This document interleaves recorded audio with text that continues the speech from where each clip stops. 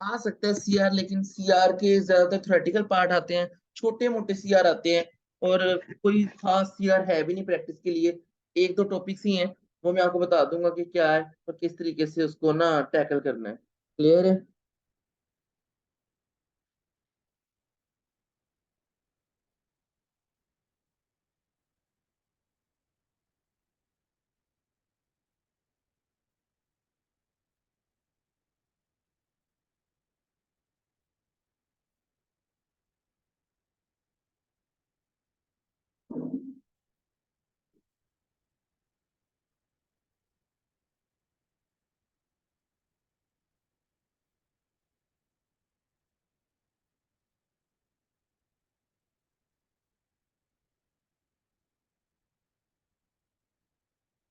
Okay बच्चों, next start. बच्चों, sources of finance का चैप्टर है। तो सबको पता है कि यहाँ पर सोर्स ऑफ फाइनेंस अरेंज करने, फाइनेंस को अरेंज करने के काफी ज्यादा सोर्सेज होते हैं। क्लियर है? तो सबसे पता है हमें कि इक्विटी के थ्रू हम लोग क्या कर सकते हैं, पैसा रेज कर सकते हैं। क्लियर है? तो इक्विटी के लिए अगर पैसा रेज करना है, तो आप लोगों ने करना कुछ यूं है कि आप लोगों ने सबसे पहले अपनी जो कंपनी है उसको स्टॉक एक्सचेंज मार्केट में लिस्ट करवाना है। उसको स्टॉक एक्सचेंज मार्केट में लिस्ट करवाए बगैर आप लोग नहीं कर सकते क्या, इक्विटी से पैसा रेज। क्यों? आपने तो क्या करने हैं, आपने तो शेयर इशू करने हैं, और शेयर इशू सिर्फ तब होंगे जब आप लोग मार्केट में लिस्टेड हो जाओगे। क्लियर है? तो जितनी भी कंपनीज हैं जो पब्लिक को शेयर इशू करती हैं, उनको पब्लिक में स्टॉक एक्सचेंज मार्केट में लिस्ट अप होना पड़ता है। ओके बच्चों, कुछ फायदे हैं लिस्ट अप होने के और कुछ नुकसान हैं। पहला एडवांटेज क्या है? access to wider pool of finance, access to wider pool of finance।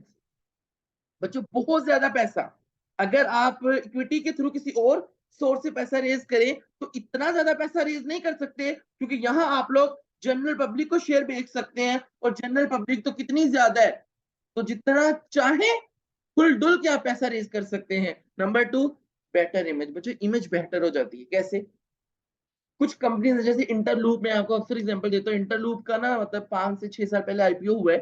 तो इंटरलूप एक ऐसी कंपनी थी जो कि किसी को पता ही नहीं था, फैसलाबाद में उसकी गाड़ियां चलती थी, तो लोगों को लगता था ये कोई ऑफिस है जिसका नाम इंटरलूप है, तो ये उसकी गाड़ी है। बाद में पता लगा, जब इंटरलूप वाले स्टॉक एक्सचेंज मार्केट में लिस्टेड हुए, लिस्ट अप हुए, तो पता लगा कि भाई ये तो एक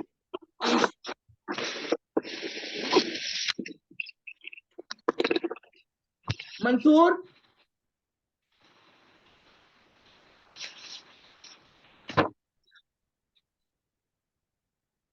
माइक्रोफोन ऑफ करो।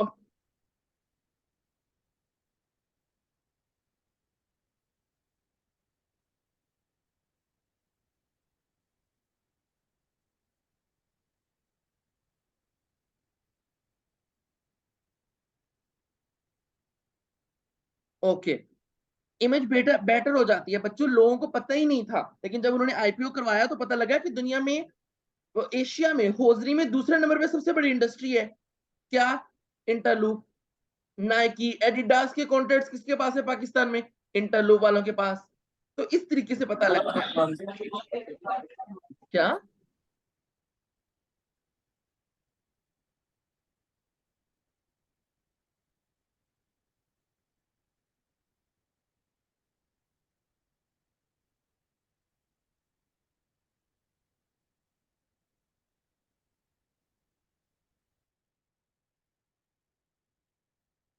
बात समझ आई? Number three, releasing capital for other uses, releasing capital for other uses. तो जो देखो, कुछ कंपनीज इतनी बड़ी हैं कि उनको बेचा नहीं जा सकता, जैसे अरामको दुनिया की इतनी बड़ी कंपनी है कि आधा पाकिस्तान के आधा एशिया मिलकर भी उसको खरीद नहीं सकता, क्योंकि $1 ट्रिलियन में उसकी क्या है, वर्थ है। क्योंकि दुनिया का 1/3 ऑयल किसके पास है, उसके पास है। तो बच्चों, आप अपना पूरा कैपिटल ना बेचो, आप अपना कुछ कैपिटल, कुछ शेयर इशू कर दो, तो releasing capital for other uses, तो उस पैसे को किसी दूसरे काम, किसी दूसरे प्रोजेक्ट पे लगा दो। चौथा बच्चों, possibilities of acquisition and growth. जितनी ग्रोथ इक्विटी से पैसा रेज करने से होती है, उतनी किसी और तरीके से नहीं होती। तो जब भी आपने एक्विजिशन करनी होती है, ग्रोथ करनी होती है, आपको पैसा चाहिए होता है, तो आप पैसा कहाँ से रेज़ करते हो? आप पैसा इक्विटी से रेज़ करते हो। These are the advantages. पढ़ लो एक दफ़ा, कोई बच्चा अपना माइक्रोफ़ोन ऑफ करके इसको ऑन करके इसको पढ़े।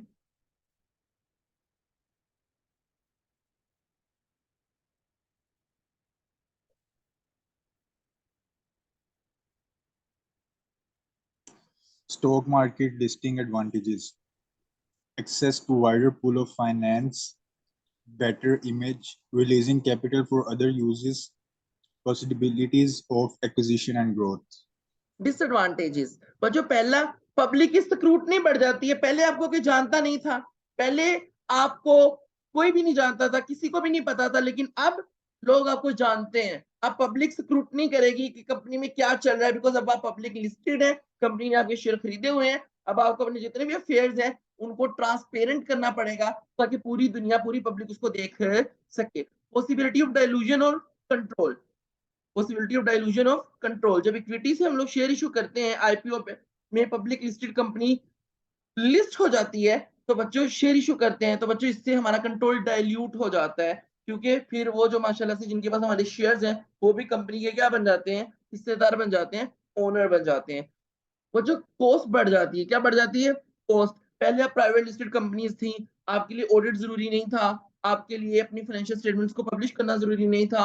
अब आप पब्लिक लिस्टेड कंपनीज हो, अब आप लोगों के लिए ऑडिट भी जरूरी हो गया है, फाइनेंशियल स्टेटमेंट्स को लिस्ट वो वेबसाइट पे पब्लिश करना भी जरूरी हो गया है, एनुअल जनरल मीटिंग भी जरूरी है, तो गवर्नेंस, डॉक्यूमेंटेशन, तो ये सारी कॉस्ट है तो बढ़ जाएगी। क्लियर है? तो यहाँ तक आपको बात समझ आई?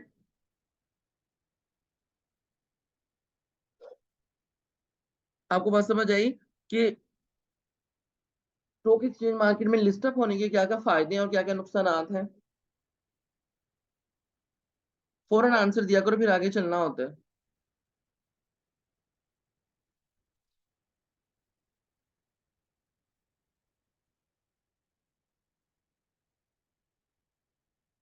Okay, next.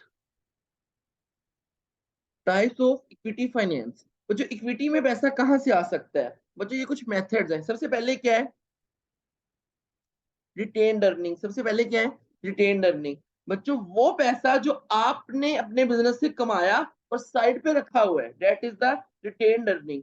आप वहां से पैसा लेके आ सकते हो, लेकिन बच्चों याद रखना, इससे आप लार्ज प्रोजेक्ट्स नहीं कर सकते, आप उतनी ज्यादा ग्रोथ नहीं कर सकते जितनी आपको करनी चाहिए। तो दिस इज व्हाट, ये इसका नुकसान है। लेकिन फायदा क्या है?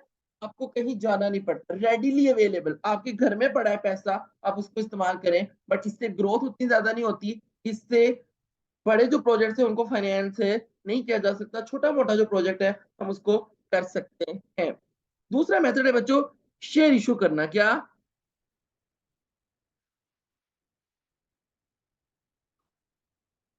शेयर इशू करना। अब शेयर इशू करने हैं बच्चों, सबसे पहले तो शेयर इशू करने का सबसे पहला एक ही तरीका है, ऑफर फॉर सेल। क्या? कौन सा तरीका है? Offer for cell. अच्छा बच्चों, मैं हमेशा आप लोगों को कहता रहता हूँ, IPO IPO IPO IPO, initial public offer. पहली दफा पब्लिक को ऑफर देना कि आओ हमारे शेयर बाय करो, तो this is known as initial public offer. This is known as initial public offer. This is known as initial public offer. This is known as initial public offer. This is known as initial public offer.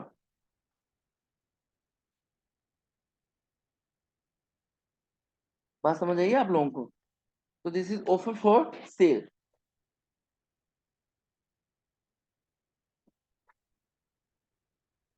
IPO, initial public offer.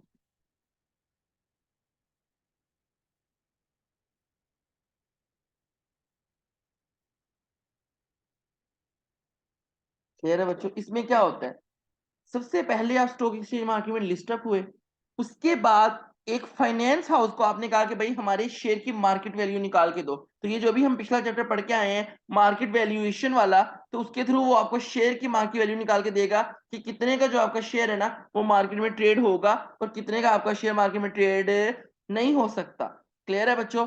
फिर आपके जो shares है उनको public listed company की website के ऊपर क्या किया जाएगा, उनकी एडवर्टीजमेंट की जाएगी, उनको एडवर्टाइज किया जाएगा ताकि लोग उसको खरीदे। So this is known as IPO, this is known as IPO, this is known as initial public offer. Clear है बच्चों? इसको एक बच्चा ऊंची आवाज में पढ़ देता है, या खूब पढ़ो।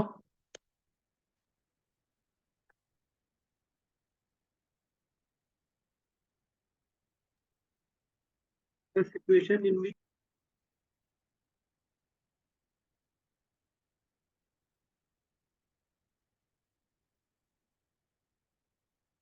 पढ़ो।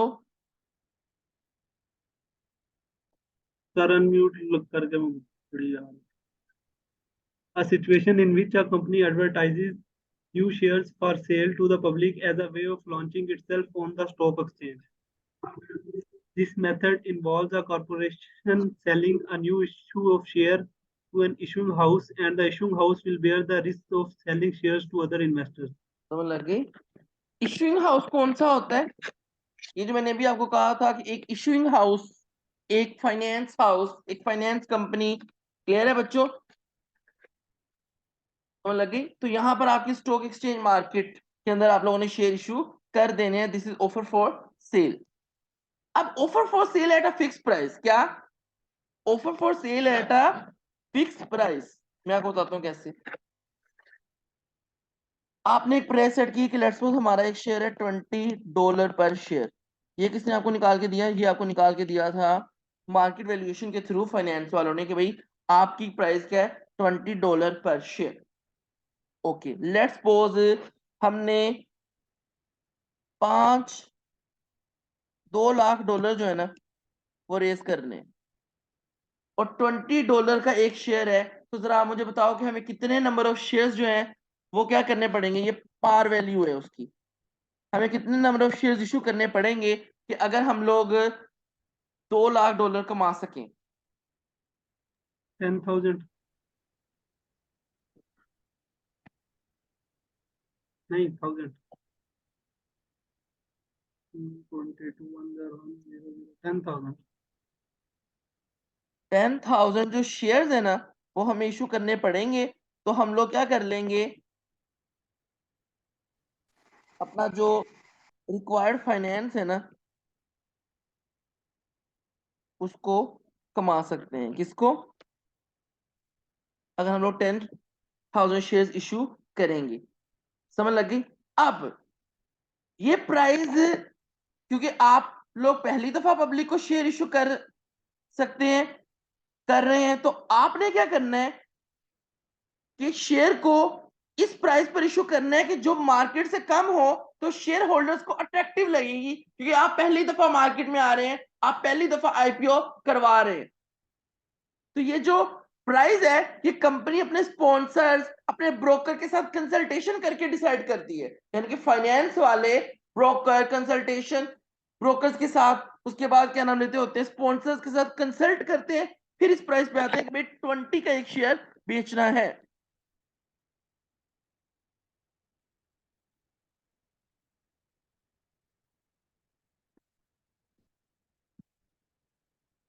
ओके हो गया?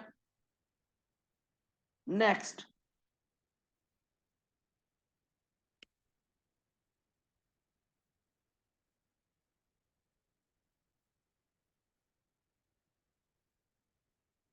यहां सबसे ज्यादा बच्चों मसला पता क्या है? यहां मसला है अंडर रिटर्न का। किसका? अंडर रिटर्न का मतलब है वो शेयर जिनके लिए पब्लिक सब्सक्राइब ही नहीं करती। जैसा कि 10,000 शेयर्स हम लोगों ने बेचने हैं, लेकिन सिर्फ और सिर्फ 8,000 शेयर्स के लिए पब्लिक ने सब्सक्राइब किया है, और जो 2,000 के शेयर्स है ना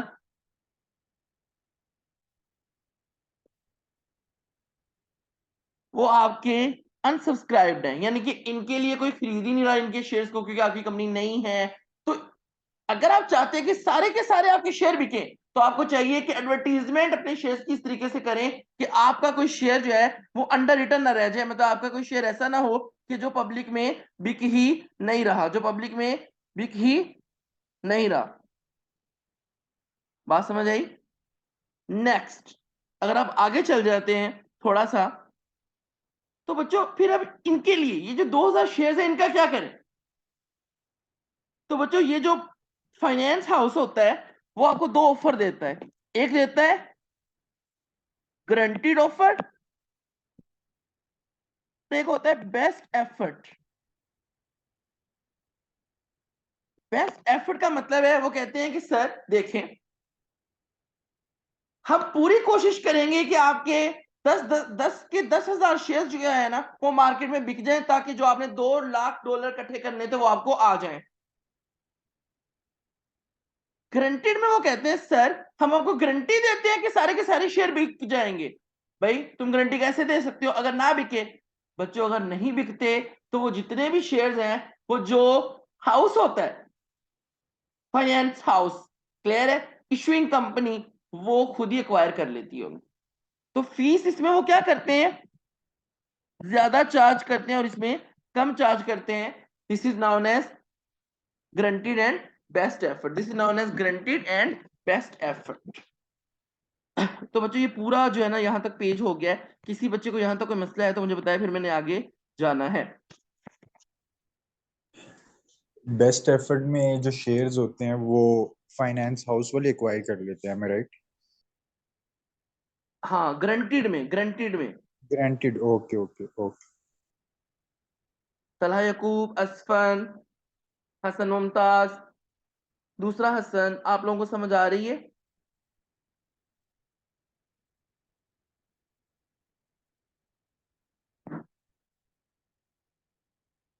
अब गौर से सुनो आगे। अभी तक हम लोगों ने पढ़ा है कि अगर आप लोगों ने शेयर इशू करने हैं, इक्विटी से पैसा रेज करना है, तो सबसे पहले आपको स्टॉक एक्सचेंज मार्केट में लिस्ट अप होना पड़ेगा।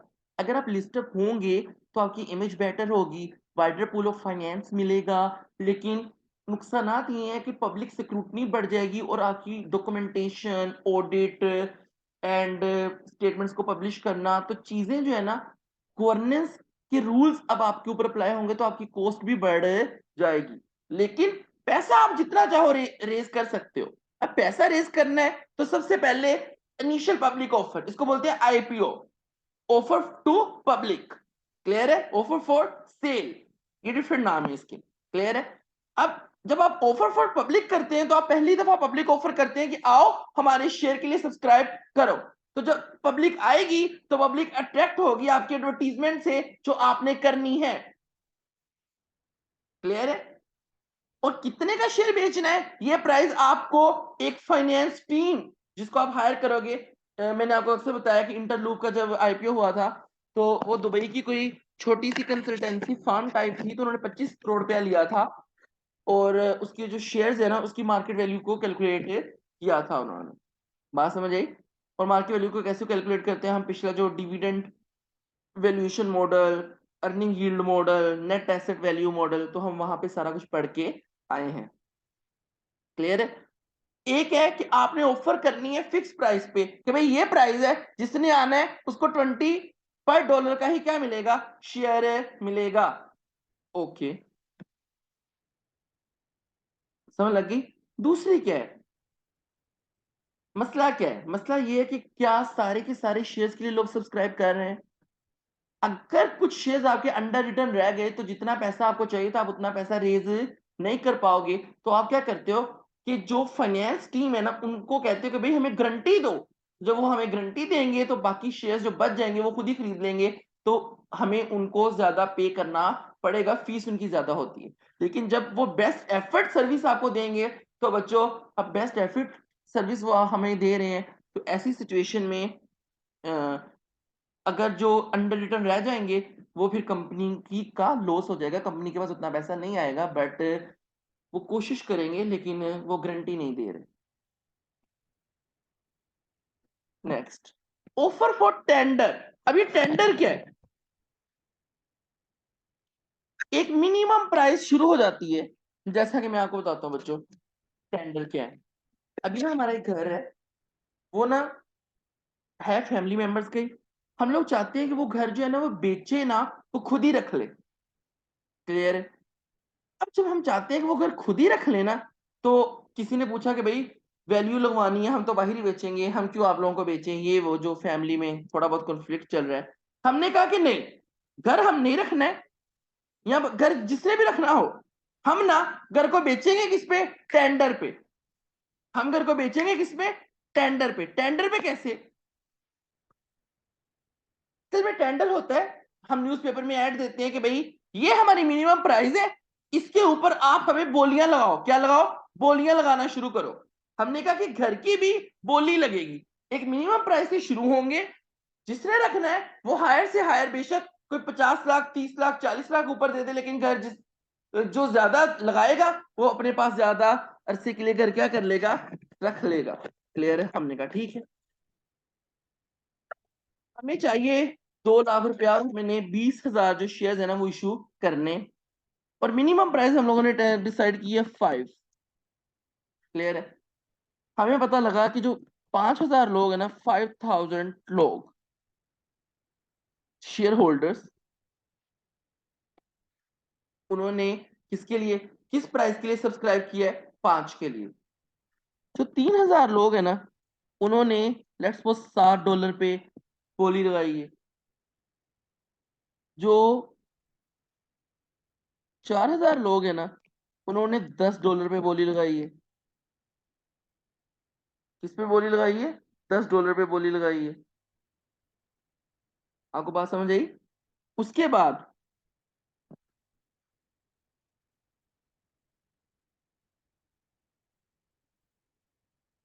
जो 8,000 लोग है ना, उन्होंने $15 पे बोली लगाई है। जो 5,000 लोग हैं, 5,000, उन्होंने बोली लगाई है लेट्स सपोज 20 पे। क्लियर है।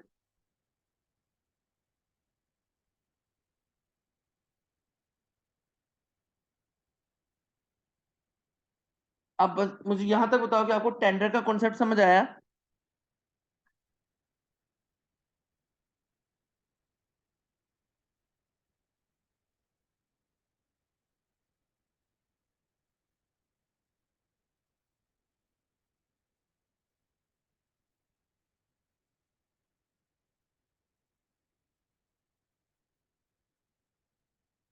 रिपीट नहीं होगा, ये आप लोगों ने फिर उससे लेना है, लेक्चर से रिकॉर्ड करना है। बाकी जो बच्चे क्लास ले रहे हैं उनको टेंडर का कॉन्सेप्ट समझ आया है जी।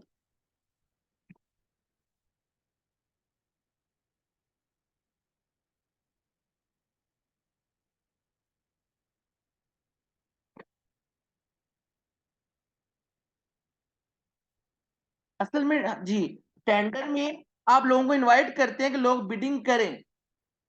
जैसे कि अगर गवर्नमेंट ने कोई काम करना है तो गवर्नमेंट न्यूज़पेपर में टेंडर छापती है, तो जितनी भी कंस्ट्रक्शन कंपनीज है वो अपनी अपनी जो बिड है ना वो ऑफर करवाते हैं, तो जो सबसे गवर्नमेंट को अच्छी लगती है, गवर्नमेंट उसको क्या कर लेती है, सिलेक्ट कर लेती है।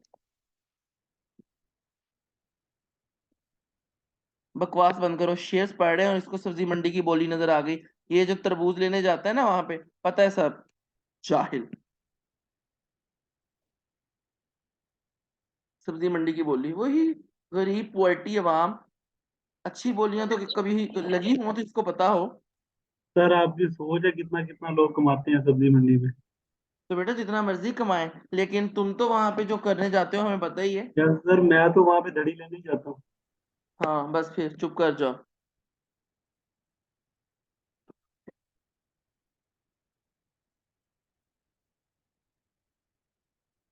आगे सुनो। मिनिमम प्राइस, तुम्हें कैसे पता तुम्हारे बिजनेस की मिनिमम प्राइस कितनी है। ये जो मिनिमम प्राइस है ना, वो कौन सिलेक्ट करके देता है। मिनिमम प्राइस कौन सिलेक्ट करता है, वैल्यूएशन वाले। कौन, वैल्यूएशन वाले। वैल्यूएशन वाले। उसके बाद उसके ऊपर लोग बिडिंग करते हैं। अब इधर देखो जरा। अब लेट्स सपोज हमने ना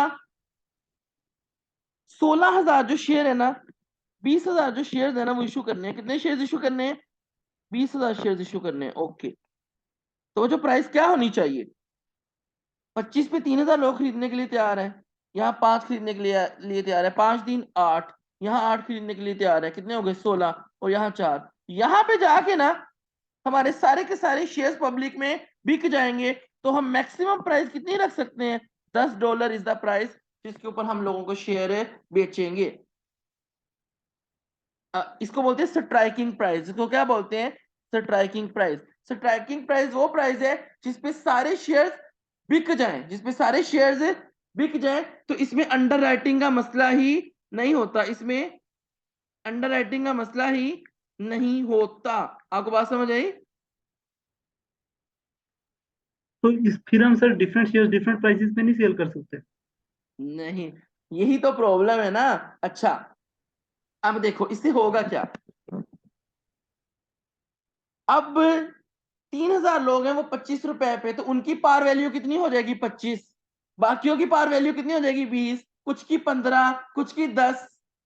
तो अब तो तुम शेयर को क्लासिफाई कर रहे हो 25 रुपए वाला, 20 रुपए वाला। भाई ये क्या चल रहा है इंडस्ट्री के अंदर? ये क्या हो रहा है?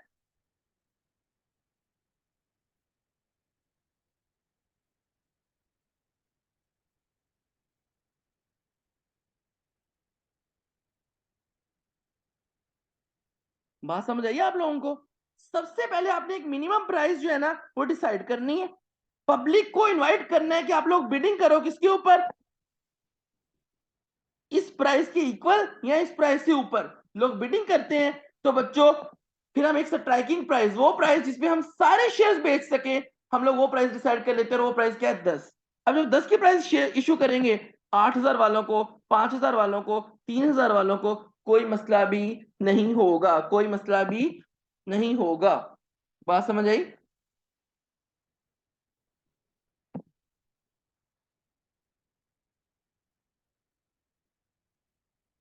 ओके। अभी इसमें थोड़ा सा कंफ्यूजन है, वो आप लोगों की P4 में क्लियर हो जाएगी। मैं आपको बता देता हूँ कंफ्यूजन क्या है।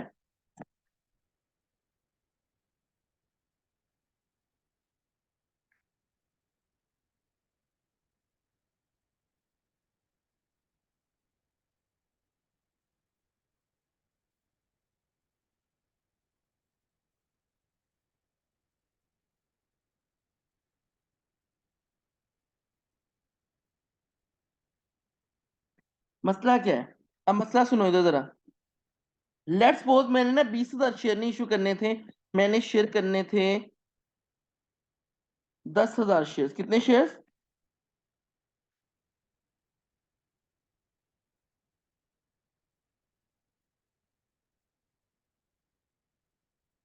और यहां मसला क्या है? ये तो था अंडर राइटिंग वाला केस। लेट्स सपोज 10,000 शेयर आपने सेल करने थे, 15,000 शेयर्स के लिए लोगों ने क्या कर दिया? सब्सक्राइब कर दिया। यहां पर ये नौबत आ गई कि 15,000 शेयर्स के लिए लोगों ने सब्सक्राइब कर दिया। सर अब क्या होगा? बच्चों अब एक फॉर्मूला आप पढ़ोगे P4 के अंदर, वो फॉर्मूला आप लगाएंगे। वो फॉर्मूला ऐसे है कि लेट्स सपोज मिनिमम शेयर जो है ना, जिन्होंने मिनिमम 200 के लिए अप्लाई किया, 200 शेयर्स के लिए, उनको पहले दो। यानी कि आपने ऐसा नहीं करना कि 15,000 शेयर्स के लिए कि आपने कुछ शेयर होल्डर्स को कहना भाई शेयर नहीं है, निकलो घर चले जाओ। नहीं, आपने एक minimum number of share decide करने हैं कि इतने तो सबको देने हैं, सबको उतने दे दिए। क्लियर है? जो ऊपर बचेंगे शेयर, वो आपने उस फॉर्मूले के तहत एग्जिस्टिंग को डिवाइड करके आपने उतने उतने और शेयर दे देने हैं। लेकिन किसी को खाली हाथ घर में जाने नहीं देना। ये तब होगा जब आपके शेयर ओवर सब्सक्राइब हो जाएं और आपने एक फिक्स प्राइस रखी हो। यहां तक कोई मसला?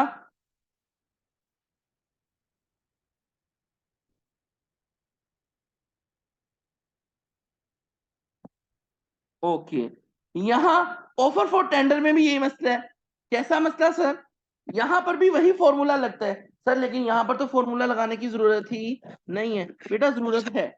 लेट्स सपोज 20,000 नहीं 10,000 शेयर्स थे, 3,000 यहां, 5,000 यहां। लेकिन यहां कितने लोगों ने 15 पे बिडिंग की है? 8,000 लोगों ने। लेकिन हमें सिर्फ कितने चाहिए? 2,000। 3 यहां पूरे हो जाएंगे, 5 यहां पूरे हो जाएंगे, हमें सिर्फ 2,000 चाहिए। तो जब 2,000 चाहिए तो फिर अब ये जो 8,000 वाला है ना, यहां पर वो वाला फॉर्मूला लगेगा। ठीक है?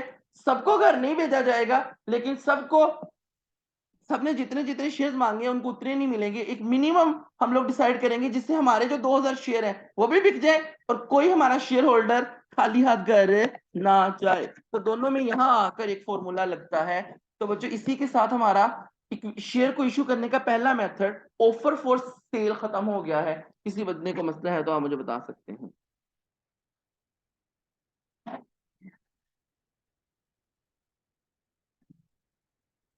ये जो भी शेयर इशू का बोला है एंड पे, ये लेकिन हमारे हमारे लेवल पे तो नहीं है, इसकी टेस्टिंग P4 पे है। आपके लेवल पे तो टेस्टिंग ही नहीं है ना, आपके लेवल पे सिर्फ आपको पता होना चाहिए कि ऑफर फॉर सेल मैंने बहुत डिटेल में बता दिया, आपके लेवल पर तो इतना भी नहीं।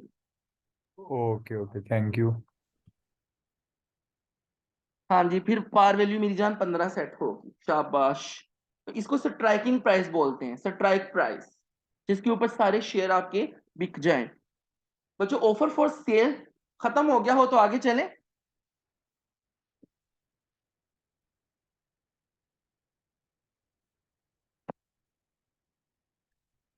अगला जो मेथड है वो है प्लेसमेंट। और पिछली दफा बच्चों को सवाल आया हुआ था कि प्लेसमेंट के एडवांटेजेस और डिसएडवांटेजेस आप लोगों ने बताने थे। पिछली दफा ना 3 नंबर का सवाल उसने दे दिया था, प्लेसिंग। अच्छा, तो सबसे पहले हमें मुझे ये बताओ कि जैसे हमारे पेरेंट्स वगैरह हैं वो गवर्नमेंट एम्प्लॉइज हैं, उनकी सैलरियों में, उनकी तनख्वाहों में से पैसा कटता है और वो हम कहते हैं पेंशन फंड में जा रहा है, पेंशन फंड में जा रहा है, pension fund. What is the pension fund? ये पेंशन फंड है क्या? सब बच्चे मुझे बताएंगे व्हाट इज पेंशन फंड।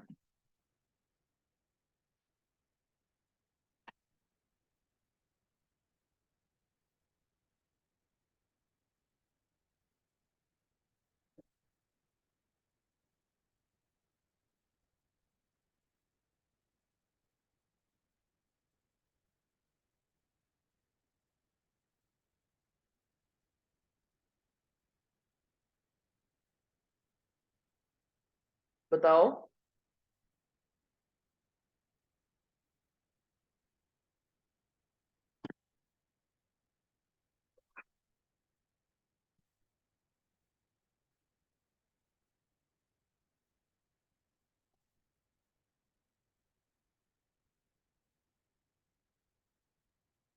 आप गौर से सुनो जरा बच्चों, पेंशन फंड ना एक बहुत बड़ा फंड है। जितने भी गवर्नमेंट एम्प्लॉइज हैं उन सबका पैसा उस बैंक में, उस अकाउंट में जाता है। वो बैंक उनके पैसों से कारोबार करती है, तिजारत करती है, और एंड पे अपना हिस्सा काट के गवर्नमेंट को टैक्स पे करके जो बचता है वो एम्प्लॉइज को हवाले कर दिया जाता है पेंशन फंड की सूरत में और ग्रेजुटी की सूरत में। लेट्स सपोज अगर मेरे पेरेंट्स रिटायर हों और अगर उनको तकरीबन 1 करोड़ रुपया, 80 लाख, 90 लाख रुपया मिलेगा, क्लियर है? तो what is this? 1 crore 80 lakh 90 lakh रुपया, तो ये कहां से आ रहा है बच्चों? ये वो 35 साल का पैसा है जो उनकी पर मंथ सैलरी में से कटता रहा, 35 साल। और उसको जरा पर मंथ से मल्टीप्लाई करो, तो बच्चों उस पैसे से गवर्नमेंट कारोबार करती है और उसके 3 हिस्से बनाती है। एक हिस्सा एम्प्लॉय को जाता है, टैक्स जाता है, और जो पेंशन फंड, जो बैंक है जिन्होंने कारोबार किया है, वो उसमें से अपना हिस्सा भी काट के आपको वापस कर देते हैं। सर आप ये क्यों पढ़ा रहे हैं?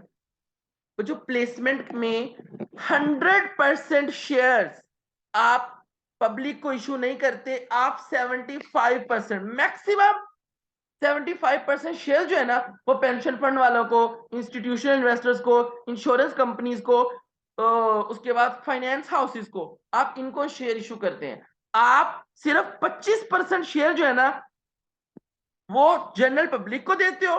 बाकी 75% शेयर जो है ना वो आप इंस्टीट्यूशनल इन्वेस्टर्स, इंश्योरेंस कंपनीज, उन लोगों को देते हो जो इन्वेस्ट करते हैं, जो बड़ी बड़ी कंपनीज है। मतलब ये कि आप 75% शेयर कंपनीज को देते हो और 25% शेयर सिर्फ आपने पब्लिक को इशू करने होते हैं। बच्चों ये चीपर मेथड है। कैसे? इसमें आपको बहुत ज्यादा एडवर्टीजमेंट नहीं करनी पड़ती, बहुत ज्यादा खपना नहीं पड़ता जितना आईपीओ के ऊपर खपना पड़ता है। आईपीओ सबसे महंगा है, आईपीओ करवाने लोग डर जाते हैं। आईपीओ करवाते हुए डाइवो ने अपना आईपीओ करवाना था, नहीं हुआ। उन्होंने कहीं और से पैसा रेज कर लिया, डेट से पैसा पकड़ लिया, लेकिन आईपीओ नहीं करवाया।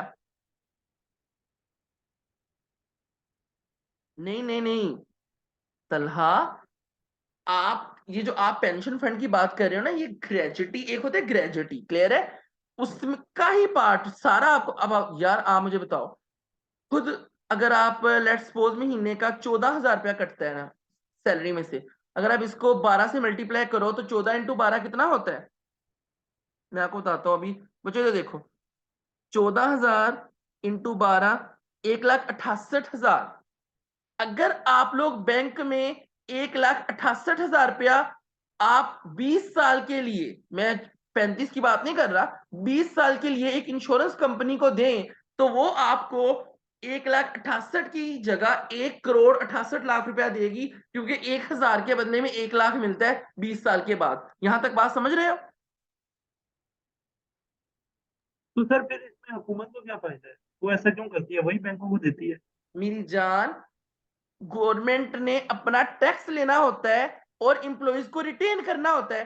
टैक्स लेती है गवर्नमेंट अपना, क्लियर है, और इस पैसे को इन्वेस्ट करती है। फिर ये पैसा जो बाकी बच जाता है वो ताहयात इन परपेचुटी, आप समझ रहे हो बात, इन परपेचुटी की, इन परपेचुटी में इन्वेस्ट होता रहता है और उसके थ्रू आपको उसका पेंशन मिले। और आपको पता है गवर्नमेंट तो इतनी है कि गवर्नमेंट पेंशन पे भी टैक्स लेती है। जैसा कि जो आपको पेंशन आती है, लेट्स सपोज अगर किसी को 70 आती है, लेट्स मेरी ताई अम्मी है, मतलब उनको जो है ना वो 65,000 रुपया उनकी पेंशन लगी है। 65,000 अगर पेंशन है ना, तो असल उनकी जो ग्रोस पेंशन है ना वो 87,000 रुपया है। ऊपर हर महीने कौन ले जाती है? गवर्नमेंट। उसके ऊपर भी टैक्स है जो बैंक वाले उनके इंप्लॉय के बिहाफ पे गवर्नमेंट को पे करते हैं।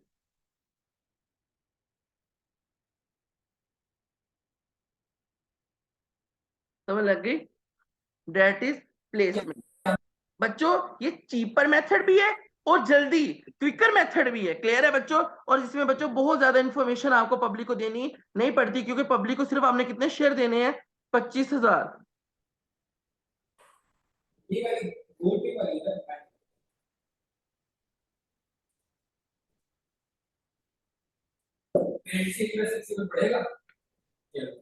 ओके, जब सेल रिटर्न होगा फिर क्या होगा?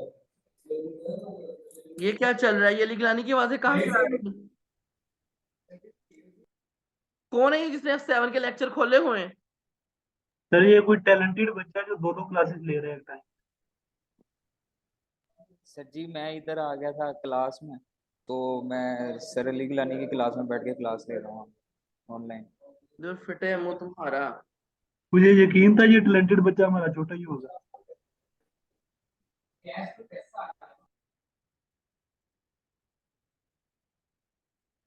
ओके बच्चों आगे देखो, आखिरी बच्चों आखिरी जो इसका डिसएडवांटेज है वो ये है बच्चों, पब्लिक पूरी तो कभी इकट्ठी नहीं हो सकती, लेकिन आपके जो इन्वेस्टर्स है ना वो सिर्फ 4 से 5 है, इंश्योरेंस कंपनीज, इंस्टीट्यूशनल इन्वेस्टर्स। अगर ये लोग इकट्ठे हो गए तो ये कंपनी के खिलाफ, कंपनी पूरी को कंट्रोल और उसके खिलाफ डेड लॉक भी कर सकते हैं, तो ये इसका नुकसान है। लेकिन आईपीओ का ऑफर फॉर पब्लिक का ये नुकसान नहीं है, क्योंकि बच्चों पब्लिक कभी इकट्ठी नहीं हो सकती, अल्लाह मुआफ करे, इतनी पब्लिक को इकट्ठी करना आसान नहीं है। यहां तक मुझे ये बताओ, प्लेसमेंट में कोई मसला है? प्लेसिंग में एनी प्रॉब्लम इन प्लेसिंग? इसको पढ़ लो ऊंची आवाज में, एक बच्चा इसको पढ़ ले। ओकाशा पाई।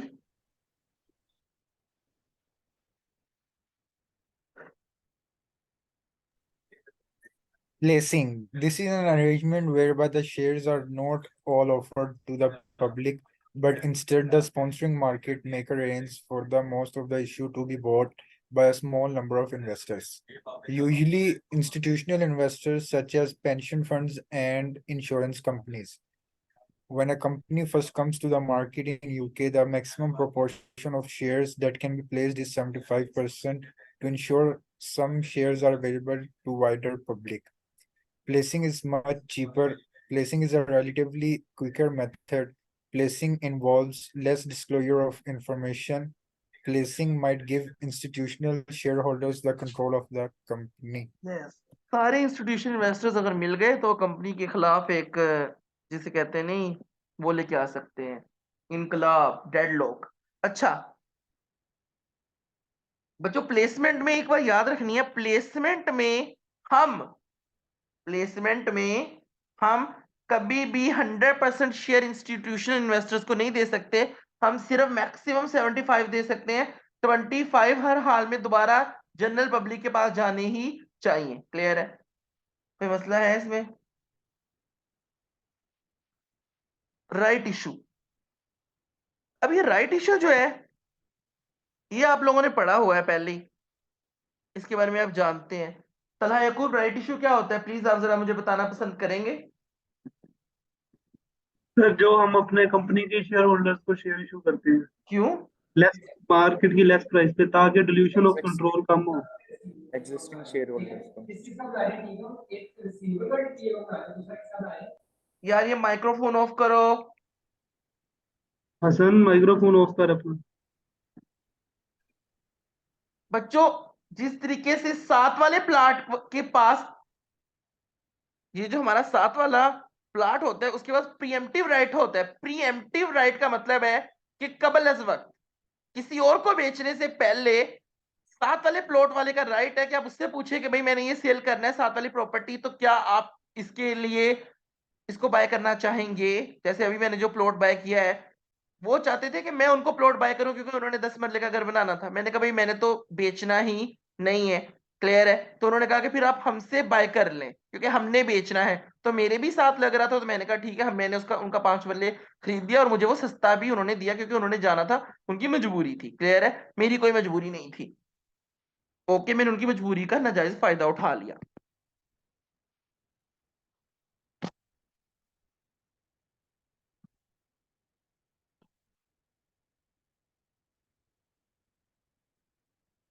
ओके, इसी तरीके से जो पुराने शेयर होल्डर्स हैं, एग्जिस्टिंग शेयर होल्डर्स, उनके पास प्रीएम्प्टिव राइट है कि जब जब कंपनी ने नए शेयर इशू करने हैं, कंपनी ने उनके शेयर्स का कुछ हिस्सा जो है ना वो पुराने शेयर होल्डर्स को बेचना है।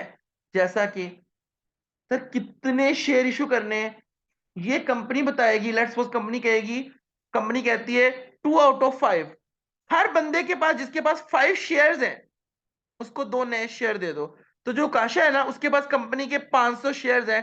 जल्दी से उकाशा मुझे बताएगा कि अब तुम्हें नए शेयर्स कितने मिलेंगे?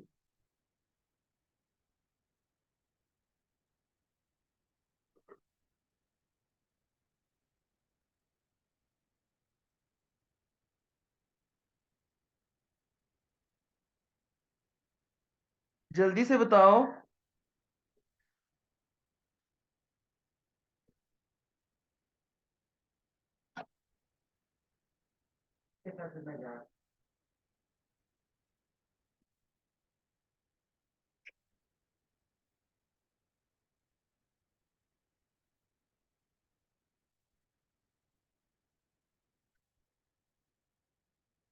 कैसे किया उकाशा? तलहा याकूब तुम बताओ। 500 उसके पास एग्जिस्टिंग शेयर्स है, हर 5 के 200 बदले में 2 नए शेयर मिलने हैं। समझ आ रही कुछ?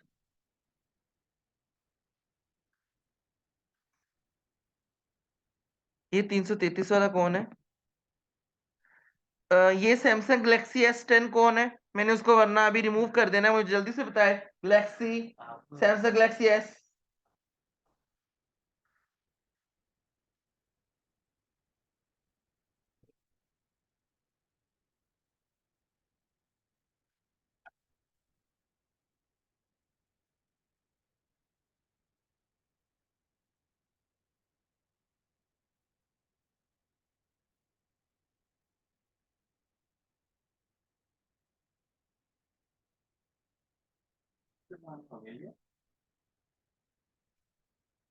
तलहा आज नहीं बनाएगा, वो मुनाफिक नहाया तो है। आज नहीं वो मुनाफिक बनेगा, आज वो नहाया तो है। हम्म।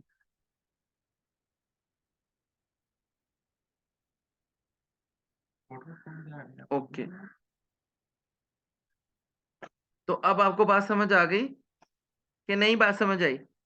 This is what, this is right issue. तो ऐसे आप लोगों ने राइट इशू करने हैं। अच्छा, राइट इशू के एडवांटेजेस क्या है और डिसएडवांटेजेस क्या है, इनको डिस्कस कर लेते हैं। और इसके साथ लिख लो बच्चों, रोट लर्निंग।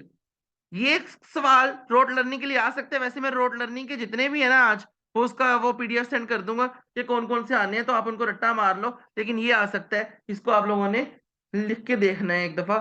तो जल्दी से एक बच्चा अपना माइक्रोफोन जो है ना वो ऑन करे। अब साथ तुम आजकल पढ़ रहे हो तो जरा प्लीज ऑन करो, इसको पढ़ना शुरू करते हैं, फिर इसकी कैलकुलेशन सिखाता हूँ राइट इशू की। Right issues are cheaper than offer for sale to general public. जी बच्चों, अब गौर से सुनना जरा।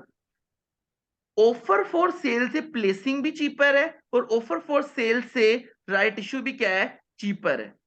ये तो बात हमें पहले से ही पता है, क्योंकि इसमें हम शेयर्स पुराने शेयर होल्डर्स को ही बेच रहे हैं। अगर नए शेयर होल्डर्स को बेचते तो हमें उन्हें अट्रैक्ट करने के लिए एडवर्टीजमेंट एक्सपेंस और काफी कुछ जो है ना वो करना पड़ना था।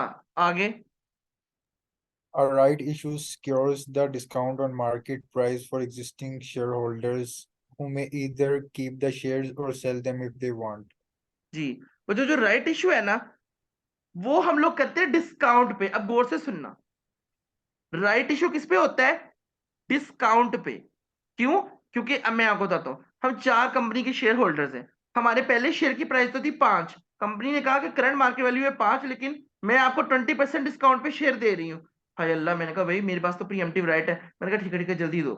उन्होंने मुझे जब दे दिए शेयर्स, मुझे उन्होंने कितने शेयर्स दिए, लेट्स सपोज जितने भी दिए शेयर्स, मेरे पास तो राइट था, मुझे 4 का मिला, लेकिन शेयर की वैल्यू तो कितनी है मार्केट में, 5। कितनी है मार्केट में वैल्यू, 5। बच्चों आज मैं उनसे बाय करूंगा और मार्केट में उसको क्या कर दूंगा, सेल कर दूंगा। मार्केट में इसको क्या कर दूंगा, मैं सेल कर दूंगा। मार्केट में इसको मैं क्या कर दूंगा, सेल कर दूंगा। मार्केट में मैं इसको क्या कर दूंगा, सेल कर दूंगा। कोई मसला? तो वो कहते हैं कि चाहे तो आप उसको होल्ड कर लें, चाहे तो आप उसको क्या कर दें, मार्केट में सेल कर दें, क्योंकि आपको तो किस पे मिल रहा है राइट शेयर, डिस्काउंट पे। आगे मैं जाके बताता हूँ इसका तोड़ क्या है, कंपनी ने निकाला, वरना मैं आपको बताता हूँ।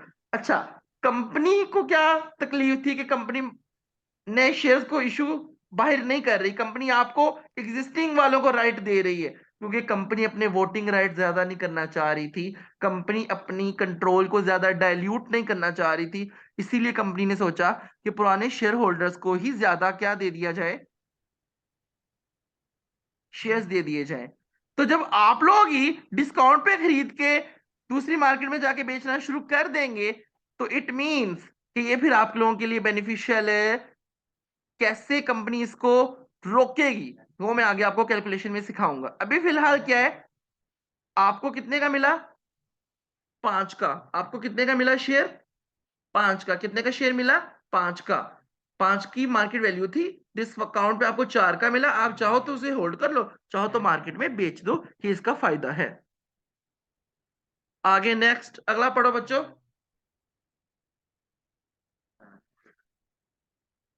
Relative voting rights are unaffected if shareholders all take up their rights। बात समझ आ गई? वोटिंग राइट्स जो है वो इफेक्ट नहीं होता, इसीलिए तो हम लोग क्या करते हैं, राइट इश्यू करते हैं। लेकिन अगर पता लगे कंपनी को कि राइट इश्यू करने के बाद आप लोग मार्केट में जाके बेच रहे हैं, तो फिर वोटिंग राइट तो फिर भी क्या हो गया, अफेक्ट हो गया। राइट इश्यू से वोटिंग राइट अफेक्ट नहीं होता। नेक्स्ट, फाइनेंस रेज में be use to reduce gearing in book value terms by increasing share capital. अच्छा, वो कहते हैं कि जो आप राइट इश्यू से पैसा कमाएंगे उसका फायदा क्या है, उससे आप अपना डेट कम कर सकते हैं। जैसा कि राइट इश्यू से मैंने पैसा कमाया, मैंने क्या किया, जिस बैंक से लोन लिया था उसको पैसा वापस कर दूं, तो बच्चों मेरी गियरिंग क्या हो जाएगी, कम। जब मेरी गियरिंग कम हो जाएगी तो पीबीआईटी में से इंटरेस्ट भी क्या हो जाएगा, कम। जब इंटरेस्ट कम हो जाएगा तो बच्चों पैट क्या आएगा, ज्यादा आएगा। पैट क्या आएगा, ज्यादा आएगा। और अगर पैट ज्यादा आएगा तो उसके थ्रू आपको डिविडेंड भी ज्यादा मिलेगा। मुझे ये वाला पॉइंट बताओ कि इस पॉइंट की आपको समझ आई है कि नहीं समझ आई?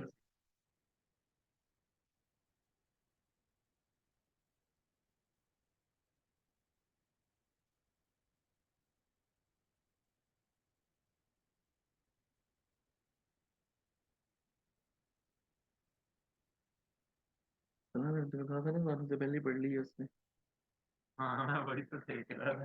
सर जी गियरिंग कम होगी तो पैड ज्यादा आएगा, पैड ज्यादा आएगा तो पैट ज्यादा तो आपको शेयर जो होगी वो ज्यादा होगी। अर्निंग ज्यादा होगी। बच्चों अजानें हो रही है मेरी साइड पे, तो मैं 2 मिनट के लिए रिकॉर्डिंग जो है ना पास एग्जिस्टिंग शेयर था $4 का, राइट इशू का शेयर कितने का था? $3 का। क्लियर है? अच्छा, अब ऐसा तो नहीं हो सकता कि राइट इशू के बाद हम लोग कहें कि जो राइट इशू से पहले वाले शेयर थे उनकी वैल्यू 4 है, जो बाद वाले शेयर है उनकी वैल्यू क्या है? 3। तो बच्चों हमने राइट इशू के बाद शेयर की प्राइस कैलकुलेट की, वो हुई 3.77। अब पुराने वालों की प्राइस भी कितनी है, नए वालों की प्राइस भी कितनी है? 3.77। अब जो जितने भी आपके पास शेयर है उन सबकी प्राइस राइट इशू के बाद कंपनी के शेयर की प्राइस 3.77 हो गई है। अब गौर से सुनना, अब आप कहेंगे सर नए वालों को तो फायदा हो रहा है कि आपने 3 का खरीदा और वो हो गए 3.77 के, पर जो पुराने शेयर थे उसमें आपको क्या हो रहा है? नुकसान हो रहा है। क्या हो रहा है आपको? नुकसान। तो अगला जो हम लोग निकालते हैं वो हम लोग यही निकालते हैं, उसको बोलते हैं वैल्यू ऑफ राइट। क्या निकालते हैं हम लोग? Value of right. क्या निकालते हैं? वैल्यू ऑफ राइट निकालते हैं। कैसे निकालते हैं? TERP minus right issue price. 3.77 की TERP आ गई माइनस $3 का तो 0.77 वैल्यू ऑफ राइट। तो आपने जो राइट इशू किया है उसकी वैल्यू कितनी है? 0.77। क्योंकि आपने 3 का आप बाय करोगे तो फौरन से उसके शेयर की जो प्राइस है वो क्या हो जाएगी? ज्यादा हो जाएगी। फिर वो कहता है, वो मैं अगला जब क्वेश्चन करवाऊंगा उसके अंदर बता दूंगा कैसे। बात समझ आई? यहां तक आप मुझे बताओ कि बात समझ आई? तो शेयर की प्राइस अब कितनी हो गई है? 3.77। अच्छा, अब गौर से सुनना, बच्चों को लग रहा होगा कि सर अगर राइट शेयर की प्राइस बढ़ रही है पुराने वालों की कम हो रही है तो हम पुराने वालों की अगर कम ना होने दें, पुराने वालों की अगर कम ना होने दें। ओके बच्चों, 4 से पहले प्राइस थी 4 और अब हो गई है 3.77। सिर्फ कितनी गिरी? 0.23। लेकिन ज्यादा कितने से हो रही है? 0.77 से। तो मैं आगे जाके अभी आपको प्रूफ करना सिखाऊंगा कि अगर आप कुछ भी नहीं करेंगे, अगर आप कुछ भी नहीं करेंगे तो ये आपके लिए क्या है? ये आपके लिए नुकसान है। तो आपने, जब आपको राइट मिलना है तो आपने उस राइट का कुछ ना कुछ करना जरूर है। मुझे यहां तक बताओ कि क्या आपको समझ आई है TERP कैसे निकालते हैं? Theoretical x right price.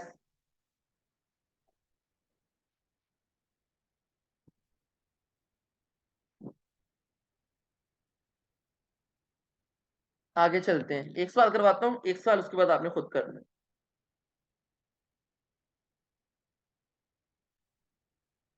Example number 2, वो भी बुक में लिखी हुई है।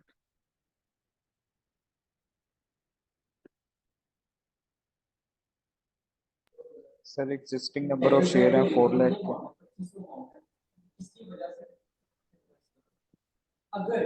ये देखो, एग्जिस्टिंग नंबर ऑफ शेयर है 4 लाख के और एग्जिस्टिंग प्राइस है कितनी? 5। 4 लाख को जरा 5 से मल्टीप्लाई करो तो ये बनता है 2 मिलियन। ये कितना बनता है? तो पुराना शेयर कैपिटल कितना है? 2 मिलियन का। और एग्जिस्टिंग नंबर ऑफ शेयर कितने हैं? 4 लाख के। अब हमने देखना है राइट इशू शेयर कितने हैं और उनकी वैल्यू कितनी है। और बच्चों राइट प्राइस है 4.20 और 1 न्यू शेयर अगेंस्ट एवरी 4। तो बच्चों पुराने शेयर कितने थे? 4 लाख के। हर 4 के बदले 1 मिलना है, डिवाइडेड बाय 4 इंटू 1। तो बच्चों जरा करो कितना आता है? 4 lakh divided by 4 into 1, 1 lakh. 1 lakh. तो बच्चों 1 लाख के आपने नए शेयर्स इशू किए हैं। तो राइट शेयर्स कितने हो गए? 1 लाख के। और यहाँ 1 लाख शेयर्स है इंटू किस प्राइस पर आपने शेयर इशू किए हैं? 4.2 4.20। 4,20,000। कोई इश्यूएंस कॉस्ट नहीं थी, क्योंकि बच्चों राइट इश्यू की अगर इश्यूएंस कॉस्ट दी हो तो जितना पैसा आपने रेस किया। अच्छा, यहां पर 2 गलतियां होती हैं। यहां आप लोगों ने लिया 7,80,000, क्योंकि आप लोगों को मैंने बताया था कि जितना पैसा फंड आपने रेस किए हैं उसमें से जितनी कॉस्ट आपकी लगी है आपने उसको क्या कर देना है? आपने उसको माइनस कर देना है। आपने उसको क्या कर देना है? माइनस कर देना है। बट जो राइट इश्यू की शेयर्स है, जो राइट इश्यू की क्या है,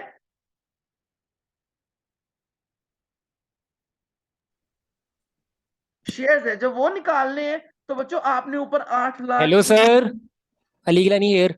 सर वो आप कॉल तो उठा ले जरा, वो चाबी वाला है, वो चाबी नहीं, चाबी भी जो आते हैं किसी से एकेडमी की, वो मोडेम वाला है, पीटीसीएल। ओके, कोई है उधर वो चाबी उसके भी हाँ। जो आते हैं, ठीक है। अहमद, वेट,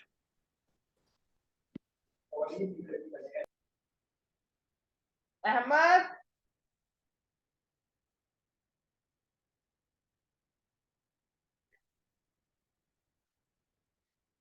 अहमद कहाँ है?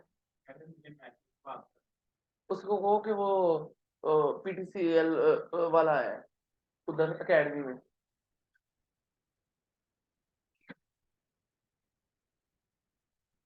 सर 4.84।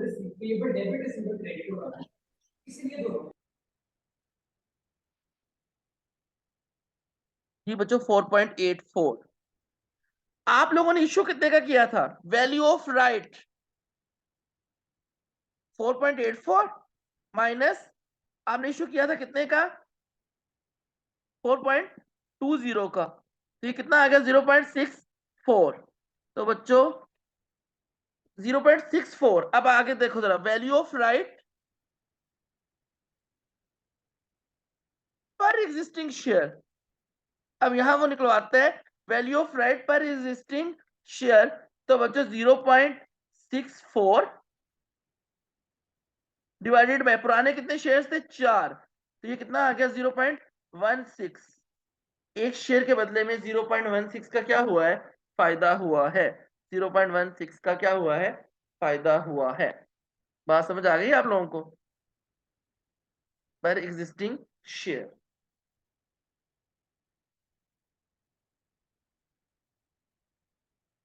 ओके। अच्छा, अब आप लोगों को लगता होगा वैल्यू ऑफ राइट पर एग्जिस्टिंग शेयर ऐसे निकाल लिया सर ने, तो ऐसे क्या? ये जो मैं अभी आपको बता के हटा था ये वैसे ही है। पहले शेयर की प्राइस कितनी थी? 5। राइट इश्यू के बाद प्राइस कितनी हो गई? 4.84। कितना आंसर आया? 0.16। कितना आंसर आया? 0.16। पुरानी प्राइस ये थी, उसके बाद हो गई 4.84, तो कितना आ गया? 0.16। ऐसे निकाल लें या वैल्यू ऑफ राइट पर एग्जिस्टिंग शेयर वैसे निकाल लें, आंसर बराबर ही है। क्लियर है? आंसर यही आता है। क्या? क्यों? कितने? बड़े जाहिल है वो ज्यादा ना ले। किसी बच्चे को टीआरपी में, वैल्यू ऑफ राइट में या वैल्यू ऑफ राइट पर एग्जिस्टिंग शेयर में कोई मसला हो तो मुझे बता दो।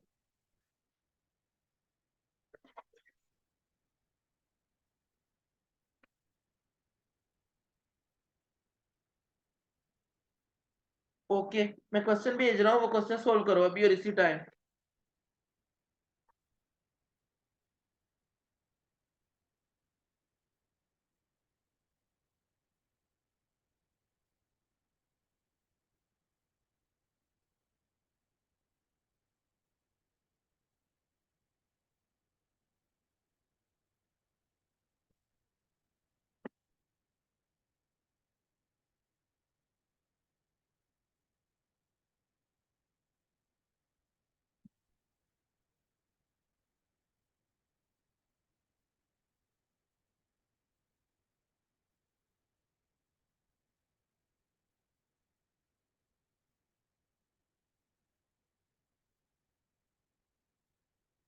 जल्दी से ये दोनों एग्जांपल सोल्व करो।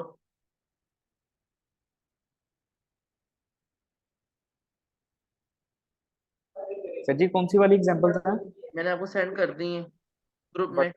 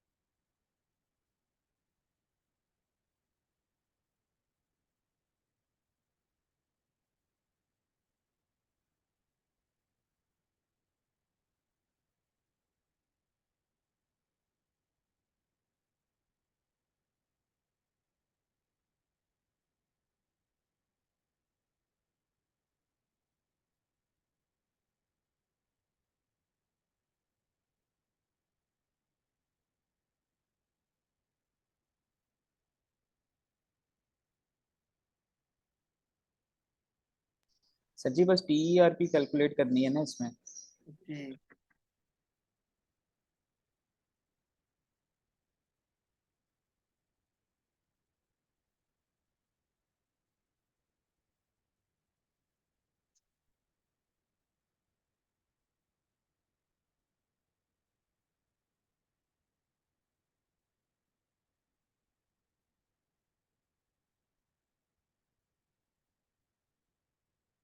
जी बच्चों, दोनों का आंसर 2.5 है। दोनों का वैल्यू ऑफ राइट इशू भी निकाल लो।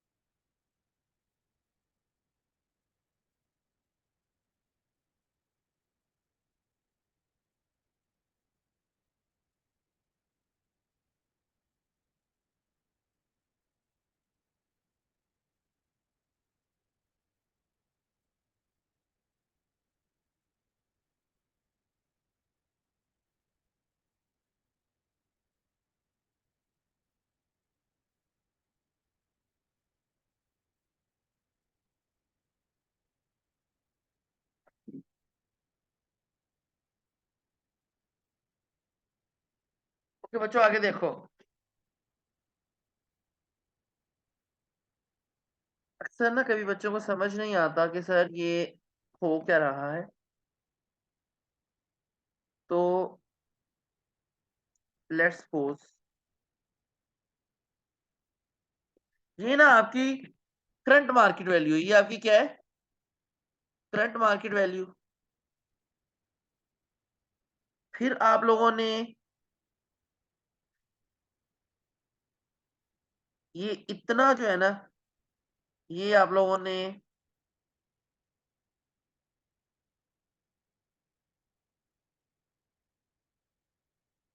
डिस्काउंट दे दिया, तो ये आपकी राइट इशू की प्राइस है। Sir value of existing, value of right क्या है? This is value of right. ये जो इतना चेंज आया, ये जो इतना चेंज आया कि इतना इतने पे इशू किया था और ये इतना हो गया, ये है वैल्यू ऑफ राइट। लेकिन value of right current market price से हमेशा क्या है? लोअर है। तो इस डायग्राम से आपको पता लग जाएगा what is market value, what is discount and what is value of right. यहां तक कोई मसला है तो आप लोग मुझे बता सकते हैं कि अब आपको समझ आई है ये तीनों चीजें हैं क्या?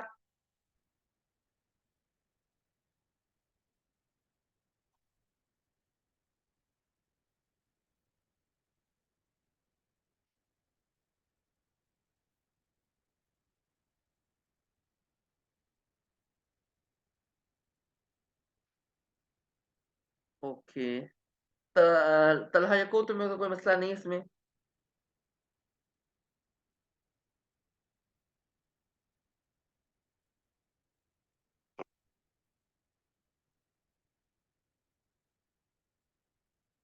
उतना ही आ रहा है, बच्चे कह रहे हैं दोनों को 2.5 2.5 2.5। वो तो टीआरपी है ना, वो वैल्यू ऑफ राइट पूछ रहा है। वैल्यू ऑफ राइट है 0.4 और 5। क्या? वैल्यू ऑफ राइट पहले की 0.4 है, दूसरे की 5 है। 0.2 है।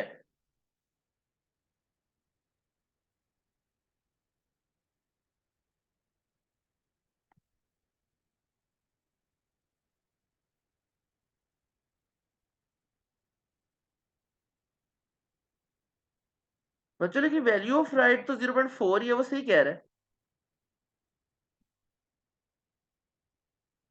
क्योंकि 2.5 उसकी टीआरपी है और 2.1 की उसको सर इन्होंने करंट मार्केट वैल्यू के साथ माइनस कर दिया। 0.4 जो है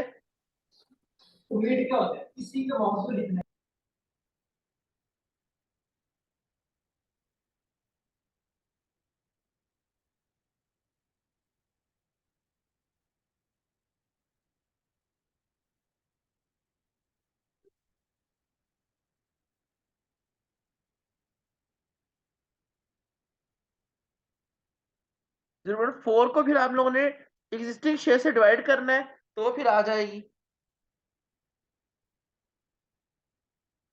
वैल्यू ऑफ राइट पर एग्जिस्टिंग शेयर। अच्छा बच्चों, शेयर होल्डर को क्या करना चाहिए? शेयर होल्डर को क्या करना चाहिए?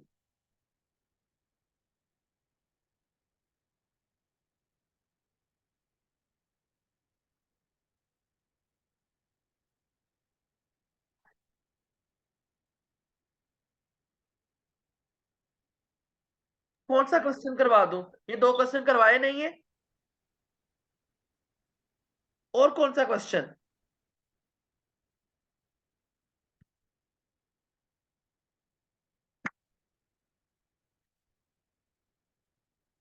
बताओ जल्दी से।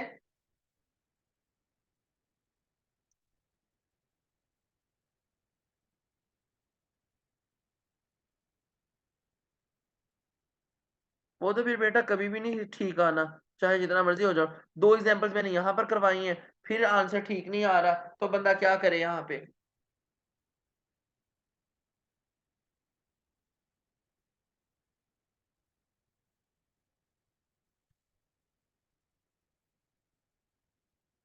पता है बेटा, 2 आगे मिलियन की शेयर्स रिकॉर्डिंग से पढ़ ले। बच्चों आवाज ना है। 2 मिलियन शेयर उसने इश्यू किए हैं और एक की वैल्यू है 2.7, तो ये उसकी करंट वैल्यू है। करंट वैल्यू बताओ कितनी आती है? प्लस उसने 1 न्यू शेयर इशू किया है, तो बच्चों पुराने शेयर थे 2 million sir plus 2 million divided by 2 into 1, तो कितना हो गया? 1 मिलियन 1 मिलियन। यहाँ ये कितना आता है? 54 5.4 मिलियन। यार तुम तो अपना माइक्रोफोन ऑफ करो ना, पीछे लिखला नहीं बोल रहा है।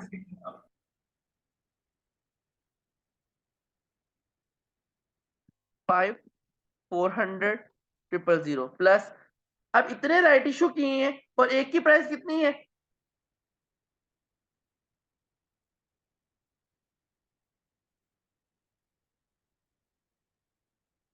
2.10, तो ये बच्चों आ गई 100 000। जल्दी से मुझे बताओ टीआरपी क्या आती है?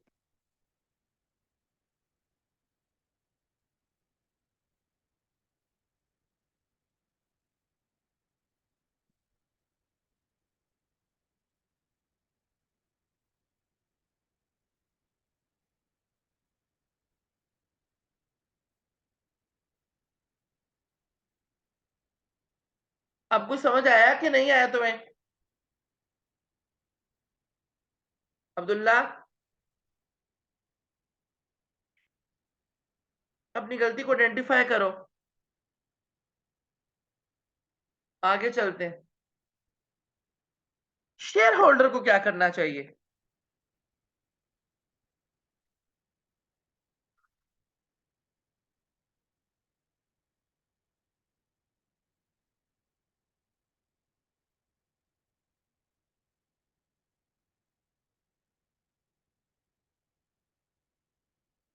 लेट्स सपोज बच्चों ये कंपनी नहीं, कंपनी ने तो राइट आप लोगों को दे दिया, कंपनी ने तो राइट आप लोगों को दे दिया। अब आप तो सेकंड वाले का वैल्यू ऑफ राइट पर शेयर 0.2 ही आता है। हाँ, पर एग्जिस्टिंग शेयर 0.2 आता है। Yes sir.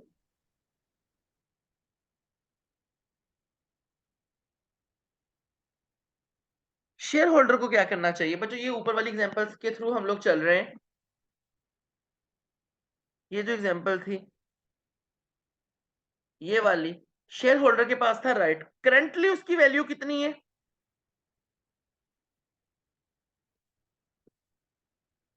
Current wealth, let's suppose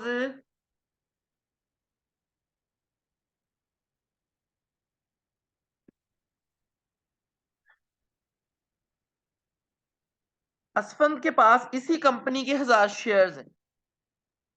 Asfand के पास इसी कंपनी के, ये जो कंपनी है ना, इस कंपनी के असफंद के पास 1000 शेयर है। अभी प्राइस कितनी है? 5। तो असफंद जो है ना वो 5000 का मालिक है। कितने का मालिक है? 5 की प्राइस है इंटू 1000। 1000 इंटू 5 कितना हो गया? 5000। समझ रही?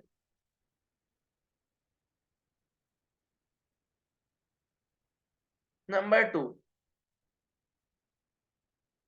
वो कहते हैं कि अब आपको हम राइट दे रहे हैं, अगर ये एक्सरसाइज कर लेता है राइट को, क्या कर लेता है? एक्सरसाइज दी राइट। एक्सरसाइज दी राइट जब वो करेगा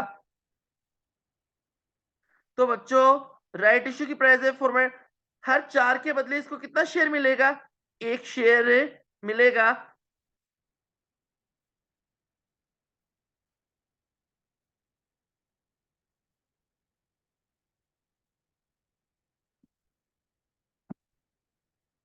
इसके पास है 1000 शेयर, 1000 शेयर है तो 4 के बदले 1 मिलेगा। तो इसके पास कितने नए शेयर्स आ जाएंगे? 2.50। कितने शेयर आ जाएंगे? 2.50। ओ सॉरी, 250 शेयर्स आ जाएंगे। पहले 1000 शेयर्स था और अब कितने शेयर है? 250। तो 1250 शेयर्स आ गए, लेकिन अब एक शेयर की वैल्यू हो गई है 4.84। तो बच्चों कितना आ गया?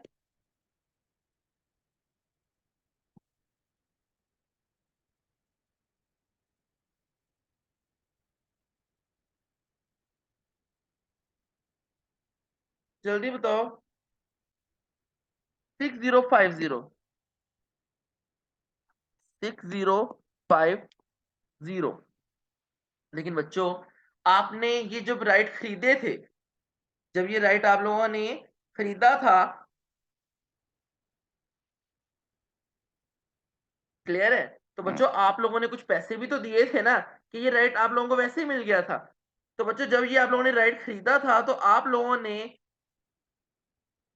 लोगों को 4.20 का एक शेयर मिला था और आपने 250 शेयर खरीदे, तो आपके पास से कितना पैसा चला गया? 1050। ये आउटफ्लो है और ये अब की वैल्यू है। इसको माइनस करो 6050 में से, तो बच्चों ये दोबारा कितना आ जाता है? 5000। इसका मतलब है कि राइट इशू से कंपनी को तो जो फायदे होते होते हैं, आपकी वेल्थ पे भी कोई फर्क नहीं पड़ता, आपकी वेल्थ मेंटेन रहती है। अब ये एमसीक्यू में आ जाए, बच्चे गलती कर देते हैं, तो प्रूफ करने का पर्पस क्या है? आपकी वेल्थ मेंटेन रहेगी। Your wealth has to be maintain if you exercise the right. क्यों?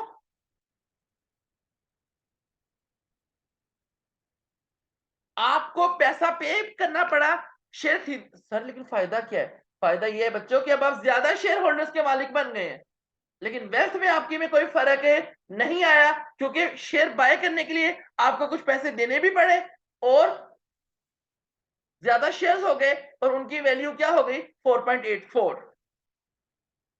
सलाह यकूब वगैरह वगैरह कोई इसको समझ आया कि नहीं?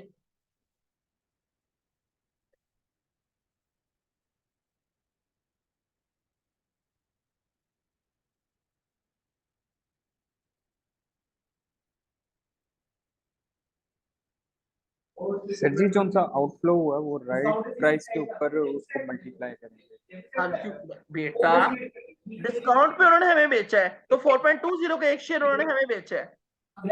तीसरा बच्चों, बंद कर दे इसे, सेल द राइट। अच्छा बच्चों, आपको पता है ये जो राइट होता है ना, सिर्फ राइट, ये भी आप मार्केट में बेच सकते हैं। मैं एग्जिस्टिंग शेयर होल्डर हूं, मुझे राइट मिला, मुझे क्या मिला, राइट मिला, तो बच्चों मैं इस राइट को जाके मार्केट में क्या कर सकता हूं, सेल। क्योंकि मेरे पास 1050 नहीं है, क्योंकि 1050 होते तो मैं 4.20 के हिसाब से खरीद लेता 250 शेयर्स, लेकिन मेरे पास 1050 नहीं है, तो मैं वैल्यू को, अच्छा सर 1000 शेयर्स, कितने शेयर, 1000, उनकी वैल्यू कितनी हो गई है, 4.84। तो बच्चों जरा जल्दी से मुझे बताओ कितना आंसर आता है।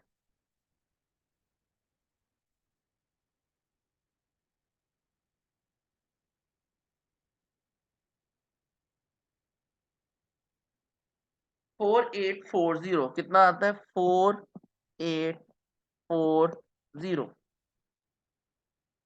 क्लियर है बच्चों। अब ये राइट मार्केट में बिकेगा कितने का, ये राइट मार्केट में बिकेगा कितने का, ये राइट बिकेगा वैल्यू ऑफ राइट पे। 250 के शेयर्स है, मैं कहता हूं तलहा यकूब तुम मुझसे ये शेयर खरीद लो, लेकिन अगर मैं तुम्हें ये राइट बेचूंगा तो मैं तुम्हें 0.64 का बेचूंगा, क्योंकि कंपनी नए शेयर होल्डर्स को शेयर इशू नहीं कर रही, लेकिन जो बंदा उस कंपनी के बारे में स्टडी कर रहा है या उस कंपनी में इन्वेस्ट करना चाहता है, तो इन्वेस्टर्स पूछ रहे होते हैं कि कोई बंदा अपना राइट तो नहीं बेच रहा। तो बच्चों ये बंदा अपना राइट बेच रहा था और ये कितने का बिका, 160 का। अभी भी वेल्थ क्या है, मेंटेन। चाहे आप राइट इशू को एक्सरसाइज कर लें, चाहे राइट को बेच दें, आपकी वैल्यू क्या होगी, मेंटेन। लेकिन अगर आप डू नथिंग करेंगे, कुछ भी नहीं करेंगे, तो बच्चों आपने कुछ भी नहीं किया, 1000 इंटू 4.84, राइट इशू के बाद आपकी प्राइस अब 5 नहीं रही, 4.84 हो गई है, तो आपकी वैल्यू हो जाएगी 4840।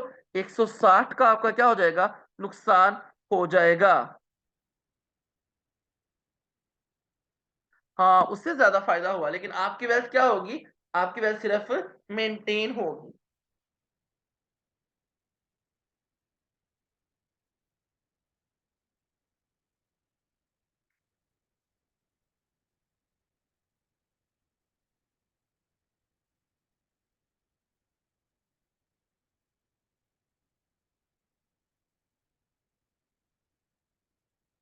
जिसने राइट बाय किया तुम उसकी बात कर रहे हो।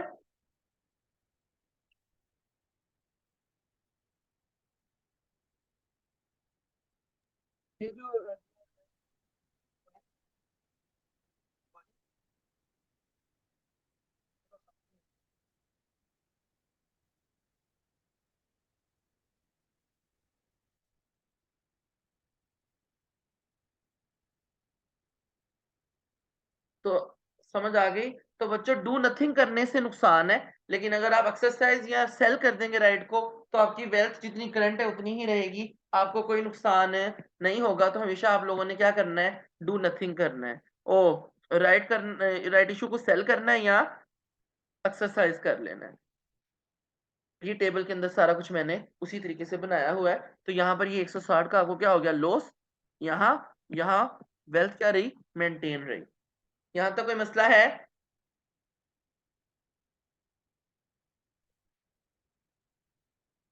एनी प्रॉब्लम, आगे चलें।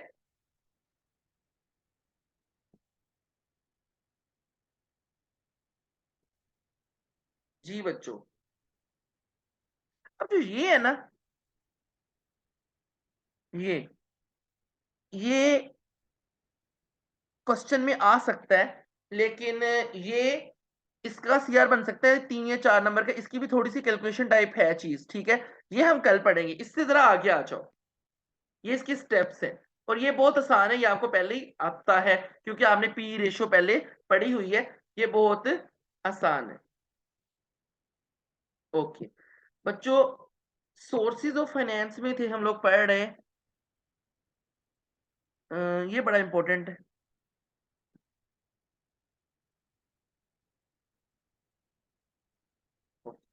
वो कहते हैं कि आपने पैसा राइट इशू से लेना है, आपने पैसा ऑफर फॉर सेल से लेना है, या आपने पैसा उससे लेना है, प्लेसिंग से लेना है।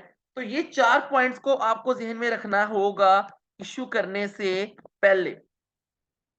जैसा कि सबसे पहले आ जाता है इशू प्राइस, क्या कि आप किस प्राइस पर बेच रहे हो, क्योंकि चाहे आप राइट इशू करो, चाहे आप ऑफर टू सेल करो, चाहे आप प्लेसमेंट करो, बच्चों तीनों में एक प्राइस आपके पास होनी चाहिए जिस पर सारे लोग आपके शेयर्स को बाय कर सके। रिलेटिव कॉस्ट, क्या रिलेटिव कॉस्ट, आईपीओ सबसे एक्सपेंसिव है, प्लेसमेंट उससे कम एक्सपेंसिव है, राइट इशू में तो कोई एक्सपेंस करना ही नहीं पड़ता क्योंकि सारे शेयर्स पे किसका राइट है, एग्जिस्टिंग होल्डर्स का राइट है। क्लियर है बच्चों? ओनरशिप एंड कंट्रोल को ध्यान में रखना पड़ता है। राइट इशू से वोटिंग राइट पे और ओनरशिप पे फर्क नहीं पड़ता, बट आईपीओ से फर्क पड़ता है। और प्लेसमेंट पे वो लोग अगर मिल गए तो आपकी कंपनी के अगेंस्ट डेड लॉक क्रिएट कर सकते हैं। Gearing and financial risk, gearing and financial risk. अब बच्चों आप लोगों को पता है कि अगर आप लोग इक्विटी से पैसा रेज करेंगे तो इसका फायदा क्या है, गियरिंग कम हो जाएगी, गियरिंग कम, फाइनेंशियल रिस्क क्या होगा, कम। और जब फाइनेंशियल रिस्क कम होगा तो बच्चों कॉस्ट ऑफ इक्विटी कम होगी, कॉस्ट ऑफ इक्विटी कम होगी तो आपका वैक कम होगा। तो ये मैंने सारा लिंक पढ़ा दिया है जो मैंने आप लोगों को कॉस्ट ऑफ कैपिटल में बताया था। अब आगे आ जाते हैं बच्चों प्रेफरेंस शेयर्स। सिर्फ एमसीक्यूज में नाम आ सकता है, ये चारों ही आपके सिलेबस का पार्ट नहीं है। वैसे cumulative, non cumulative, participating, non participating, ये आपके सिलेबस का पार्ट नहीं है, ये सिर्फ यहाँ बताया गया। इक्विटी के पोर्शन में आपके सिलेबस में सिर्फ 3 चीजें हैं, ऑफर फॉर सेल, प्लेसमेंट और राइट इशू, और तीनों मैंने आपको पढ़ा दिए। ये चारों मेजर टॉपिक है किसका, P4 का। क्लियर है? तो ये आपकी सिलेबस का पार्ट नहीं है। इक्विटी से पैसा कैसे रेज करना है मैंने आपको बता दिया है, सिर्फ एक छोटा सा 3 से 4 नंबर का सवाल रह गया, वो हम कल करेंगे। अब आ जाते हैं डेट पे। किस पे? डेट पे। ओके, डेट पे आ गए। अब गौर से सुनना जरा। डेट में ना जो सबसे इंपॉर्टेंट डेट है वो है कन्वर्टेबल बॉन्ड। कौन सा बॉन्ड? यहाँ पर सिर्फ 3 तरह के बॉन्ड, सारा debt, redeemable, irredeemable, floating rate, fix rate और कन्वर्टेबल, हम लोग कॉस्ट ऑफ कैपिटल में पढ़ के आए हैं। तो फिर सर यहाँ क्या करना है? यहाँ सिर्फ कन्वर्टेबल के एडवांटेजेस डिसएडवांटेजेस पढ़ने हैं, बाकी हमें कन्वर्टेबल सारे का सारा आता है। जैसे जैसे कन्वर्टेबल खत्म हो जाएगा वैसे वैसे ही हमारा ये वाला पोर्शन खत्म हो जाएगा डेट का। डेट में कुछ भी नहीं है, डेट में सारा कुछ जो है ना वो आप लोगों ने पढ़ा हुआ है, डेट में सिर्फ टर्म्स एंड कंडीशन में ही है। डेट में आज कंप्लीट करवा रहा हूँ, कल इंशाल्लाह ताला ये चैप्टर सोर्सेज ऑफ फाइनेंस पूरा वाइंड अप हो जाएगा। आप लोग मुझे बार बार कह रहे थे सर सोर्सेज ऑफ फाइनेंस नहीं हुआ वगैरह वगैरह, ये चैप्टर था ही नहीं कुछ, इसलिए मैंने इसको एंड पे छोड़ा हुआ था। तो समझ लो ये 2 गया। इंशाल्लाह इंशाल्लाह इंशाल्लाह आज 16 है, 20 के बाद हमारी कोई भी क्लास नहीं होगी स्टडी से रिलेटेड, बस मिसलिनियस टॉपिक्स की कभी कभार रिकॉर्डिंग आया करेगी। बाकी 21 से लेके 30 तक सिर्फ प्रैक्टिस प्रैक्टिस प्रैक्टिस इंशाल्लाह। ओके बच्चों, कोई इशू?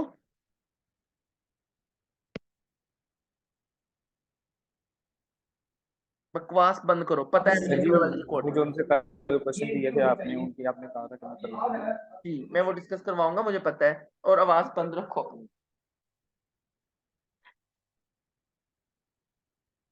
मैंने अभी नमाज भी पढ़नी है, मैंने जाना है, तो तब तक मैं आप लोगों को जरा ये थोड़ा सा करवा दूं।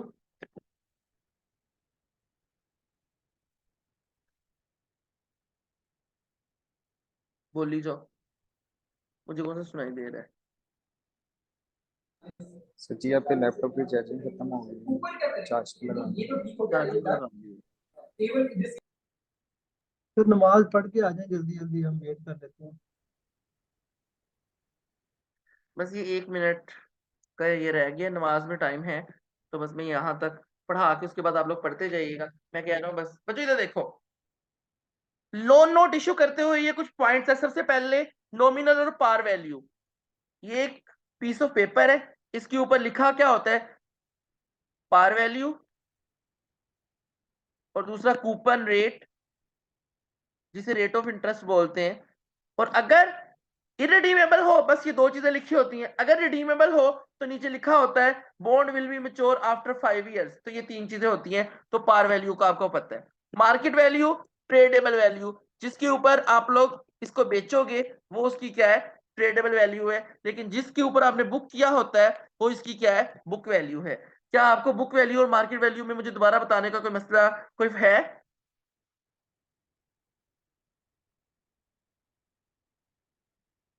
बेटा आईपीओ करवाना हर एक की बस की बात नहीं है। आईपीओ बहुत कॉस्टली, और आईपीओ यहां तक कि अगर उसका आईपीओ हो जाता डाइवो का, एक फाइनेंस डायरेक्टर को 8-8 करोड़ रुपया मिलना था।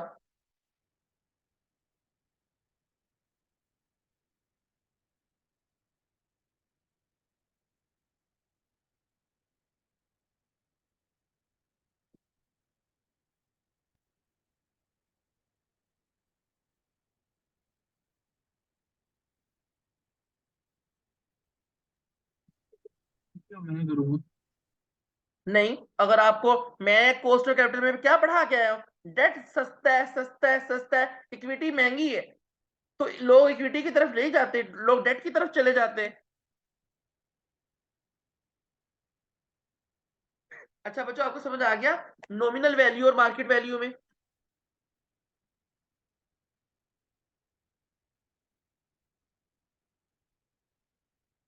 This is your interest rate, this is your coupon rate, जो मैंने यहाँ पर आपको एक्सप्लेन कर दिया है। सिक्योरिटी बच्चों, ये आप लोगों को शायद नहीं पता, लेकिन अभी पता लग जाना चाहिए। जब आप लोग किसी से डेट लेते हैं तो वो मोर्गेज, जैसे होता है ना, कोई चीज गिरवी रखता है, तो फिक्स चार्ज के अंदर आप अपने फिक्स एसेट्स को गिरवी रखवाते हैं, जैसा कि building, fixture and fittings, non current assets. Floating charge में आप अपनी इन्वेंट्री, आप अपना जिसे कहते हैं रिसीवेबल्स, ये भी रखवा सकते हैं। फ्लोटिंग मतलब जो चेंज हो सकता है, जैसे इन्वेंट्री, रिसीवेबल, फिक्स चार्ज। ये जो पार्टनरशिप बिजनेसेस है ना, उनको लोन, या एंटरप्रेन्योर को जब भी लोन मिलता है फिक्स एसेट में मिलता है। जैसा कि मुझे लोन चाहिए, अल्लाह ना करे कभी मुझे लोन की जरूरत पड़े, मुझे लोन चाहिए हो तो मुझे अपना प्लॉट या कोई घर वगैरह गिरवी रखवाना पड़ेगा। फ्लोटिंग चार्ज वाले जो है, कंपनीज को अलाउ किया जाता है कि कंपनीज जो है पब्लिक लिस्टेड या प्राइवेट लिस्टेड, वो लोग, उनको फ्लोटिंग चार्ज मिलता है। बट पार्टनरशिप और एंटरप्रेन्योर जो छोटे लेवल के बिजनेसेस है ना, उनको फिक्स्ड एसेट ही रखवाना पड़ता है, क्योंकि उनमें फ्लोटिंग एसेट इतने ज्यादा होते भी नहीं है। बच्चों, आप लोगों को यहां तक बात समझ आ गई है या नहीं आ गई?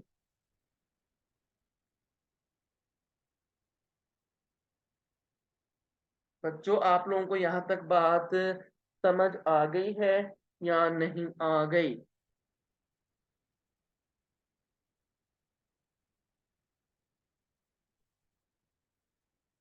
ओके, तो बच्चों एक होती है पार वैल्यू, एक होती है बुक वैल्यू।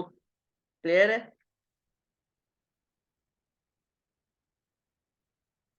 एक होती है कूपन रेट, सिक्योरिटी आप लोगों ने रखवानी होती है। क्लियर है? वगैरह वगैरह। अब सर ये रेटिंग्स क्या है?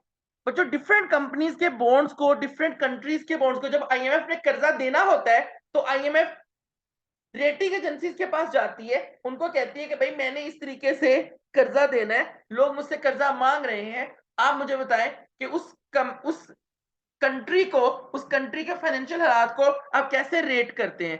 जैसे बच्चों, रेटिंग के कुछ स्केल्स होते हैं। क्या रेटिंग के क्या होते हैं? कुछ स्केल्स होते हैं, जैसा कि मैं आपको बताता हूँ। रेटिंग के स्केल्स होते हैं triple A, double A plus, double A, फिर डबल ए माइनस, फिर ए प्लस, फिर सिंपल ए, फिर ए माइनस।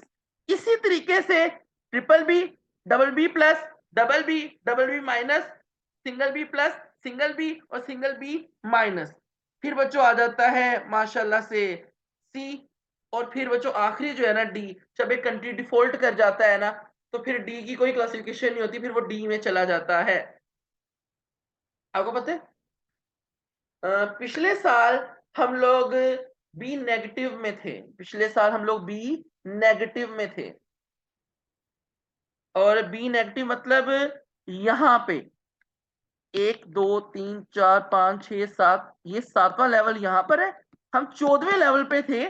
बी नेगेटिव के बाद आते हैं सी वाले, और उसके बाद आ जाते हैं माशाल्लाह से डी वाले। जो प्राइम होता है, प्राइम कंट्री जैसे आजकल सिंगापुर चल रहा है, वो ट्रिपल ए है। वो क्या है? Triple A. तो एग्जाम वो ट्रिपल ए है। वो कौन सा है? Triple A. क्लियर है बच्चों? उसके बाद ए नेगेटिव तक, यहां तक ये होते हैं अपर मीडियम ग्रेड्स। ये कौन से ग्रेड्स है? अपर मीडियम ग्रेड्स।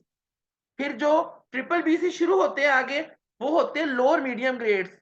मतलब ऐसे ही चलता आता है, ये आपके सिलेबस का पार्ट नहीं है। क्लियर है?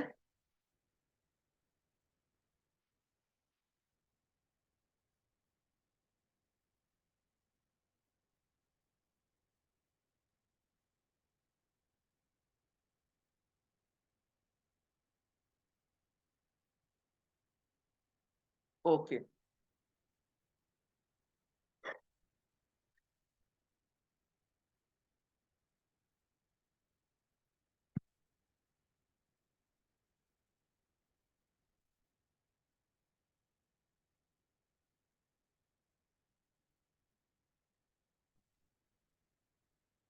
अभी जो है ना वो अपनी जुबान बंद रखो, समझ लग गई?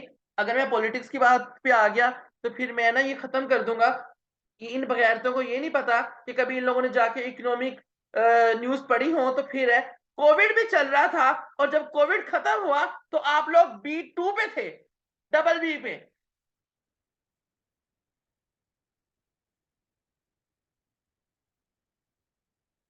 अभी कोविड खत्म भी नहीं हुआ था तो आप लोग डबल बी पे थे।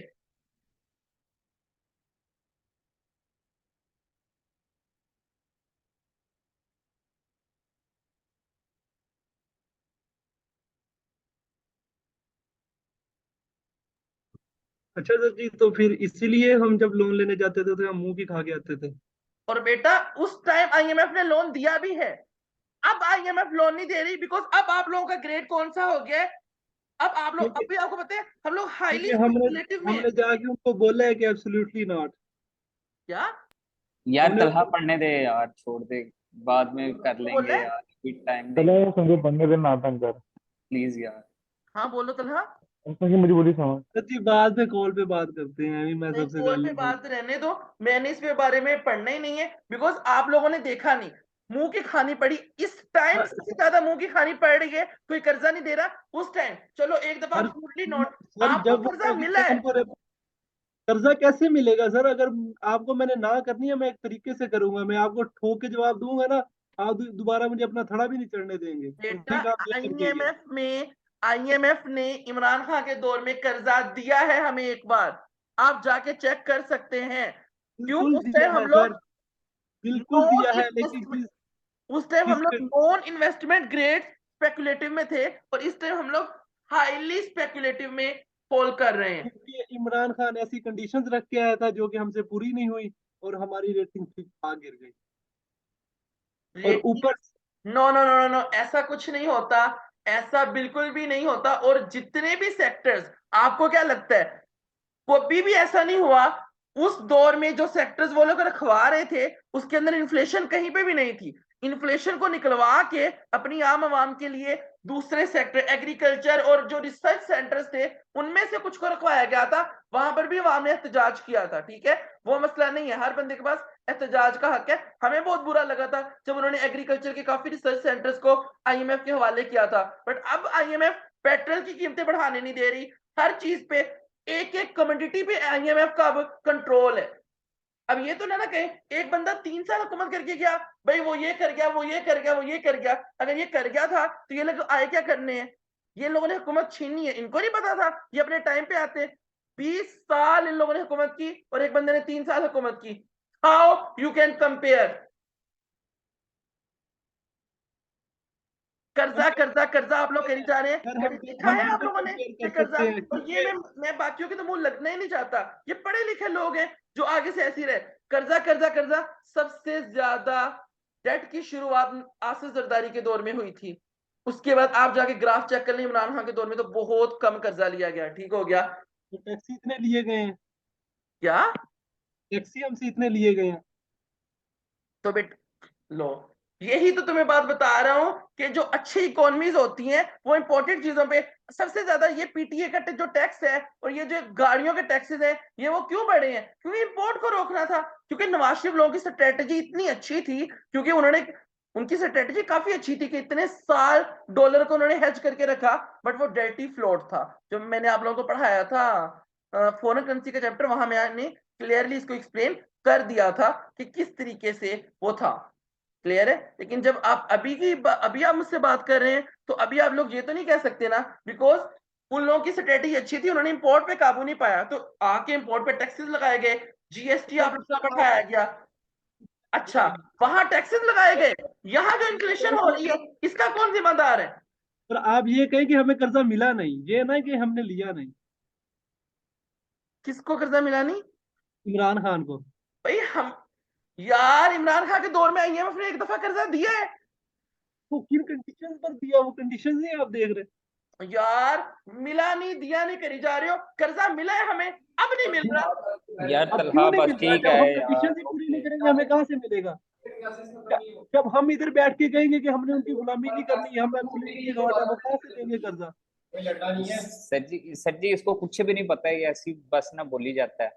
आप अपना पढ़ाएं और बस ओ छुट्टी हेलो, टिड्डियों को जुकाम हो गया, तूने अभी हाथियों की लड़ाई में रगड़े हैं ना, चुप करके साइड होके बैठ। हमारा पहले हाई है। तेरे तलहा सिर्फ दो चीजें आती है, एब्सोल्युटली नोट और वो बस कि बच्चों आगे ये सुनो, करने के मुझे लिए बहुत कुछ आता है, मुझे बहुत कुछ आता है। तू ना मेरे सामने बैठ के तो बैठ। मेरे सामने अगर मेरे सामने तो बैठ के बहस करेगा ना तो तू चुप हो जाएगा। तालाब पढ़ ले, कुछ पेपर है, 15 दिन रह गए हैं, बगैर दिया ना मार। बड़े मार्क्स दे लिए ना F7 में। यहाँ पे सरली गिलानी थोड़ी है, यहाँ पे सरली सर जी ये जो आपके पास छापर बैठा है ना, ये छापर बस लिटर खाएगा, मार्क्स से ज्यादा मुझे इसकी पड़ी है। और ये जो सैमसंग गैलेक्सी S10 प्लस है ये कौन है? ये और मंसूर होगा यकीनन। ये जो भी है ये भी आपको जहर लगेगा। पता था मुझे, पता था। सर और सरली गिलानी मंसूर सरली को गिलानी को तो पढ़ाने पर शक है।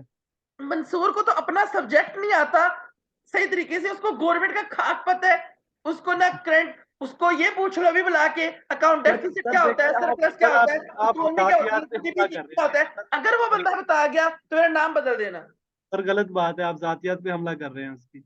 जातियात पे का क्या मतलब?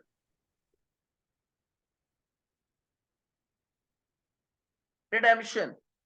जो बंदा फैक्ट नहीं देखता मुझे उस पर बहुत गुस्सा चढ़ता है। मैंने आज तक कभी क्यों नहीं कहा कि भाई, मैंने कभी आज तक आप लोगों को कहा कि फलानी चीज, भाई जो अच्छी चीजें थी मैंने उन पे हमेशा अप्रिशिएट किया, जो बुरी चीजें थी उन पे कोई कभी अप्रिसिएशन बनती नहीं। जब मेट्रो की बात आती है मैंने कहा जो मर्जी था, मेट्रो इतना अच्छा प्रोजेक्ट था, लेकिन जब ओरिजिन लाइन की बात आती है तो मैं उस पर लान तान करता हूँ। जब उसकी बात आती है मोटरवे की तो तब मैं बहुत अप्रिशिएट करता हूँ, जब करप्शन की बात आती है तो मैं अप्रिशिएट नहीं करता। तो अभी आप भी तो करप्शन के लिए पकड़े गए हो, उसका क्या जवाब दोगे? वही सर जी मैंने सरली गिलानी से नेट लिया हुआ है, आपकी अभी बड़ी तक तो मेहरबानी। साबित भी नहीं क्लास हुई। कैसे करते हैं अभी उन्होंने जाना है, उनकी क्लास खत्म भी हो गई है, एंट्री भी ओके बच्चों आगे वो रेटिंग। जब तक मलक रियाज है ना बीच में, वो बड़ी मुश्किल से साबित होगी। ये तो पता लग जाएगा कौन साबित अगर होगा। मलक रियाज का नाम ना ना होता अंदर, फिर आपको पता चलता कि वो कैसे साबित होती है और कैसे नहीं। मूडीज बच्चों, रेटिंग्स कंपनीज है बड़ी बड़ी, एक मूडीज है, एक फिच रेटिंग्स है, उसके अलावा एक और है मुझे उसका नाम नहीं आता, पता नहीं, standard and poor global ratings. तो ये कंपनीज हैं जो आपके बॉन्ड्स को, आपके शेयर्स को, कंट्रीज को क्या करती हैं, रेट करती हैं। तो बाकी बच्चों इंशाल्लाह ताला कल पढ़ेंगे। Okay bye okay bye bye sir. Bye. मेरा दिमाग खराब हो सॉरी सर, सर मुझे लगता है आपका मूड ऑफ कर दिया, सॉरी सर। सर ऐसे बात दिल पे सर नहीं आप लगी। बिल्कुल सही कह रहे थे सर, बिल्कुल सही कह रहे थे सर जी आप। बाय। एक बात की अल्लाह आपने गलत सर की आपको सर। पता है ये पॉलिटिकल इख्तलाफ तो चलते ही रहता है, लेकिन वैसे बात दिल पे बिल्कुल नहीं लेनी। नहीं आपको पता है नहीं, मैं दिल पे हमारा नहीं देता, मुझे हमेशा जब भी फिक्र है, मुझे अपने पाकिस्तान की फिक्र है। बाढ़ में जाए इमरान, बाढ़ में गया। पाकिस्तान एग्जैक्टली जिंदाबाद। सर जी, एग्जैक्टली मोती सर्कल पाकिस्तान मिलेंगे। जिंदाबाद, जिंदाबाद। पाकिस्तान के बाद सर अली हसन जिंदाबाद।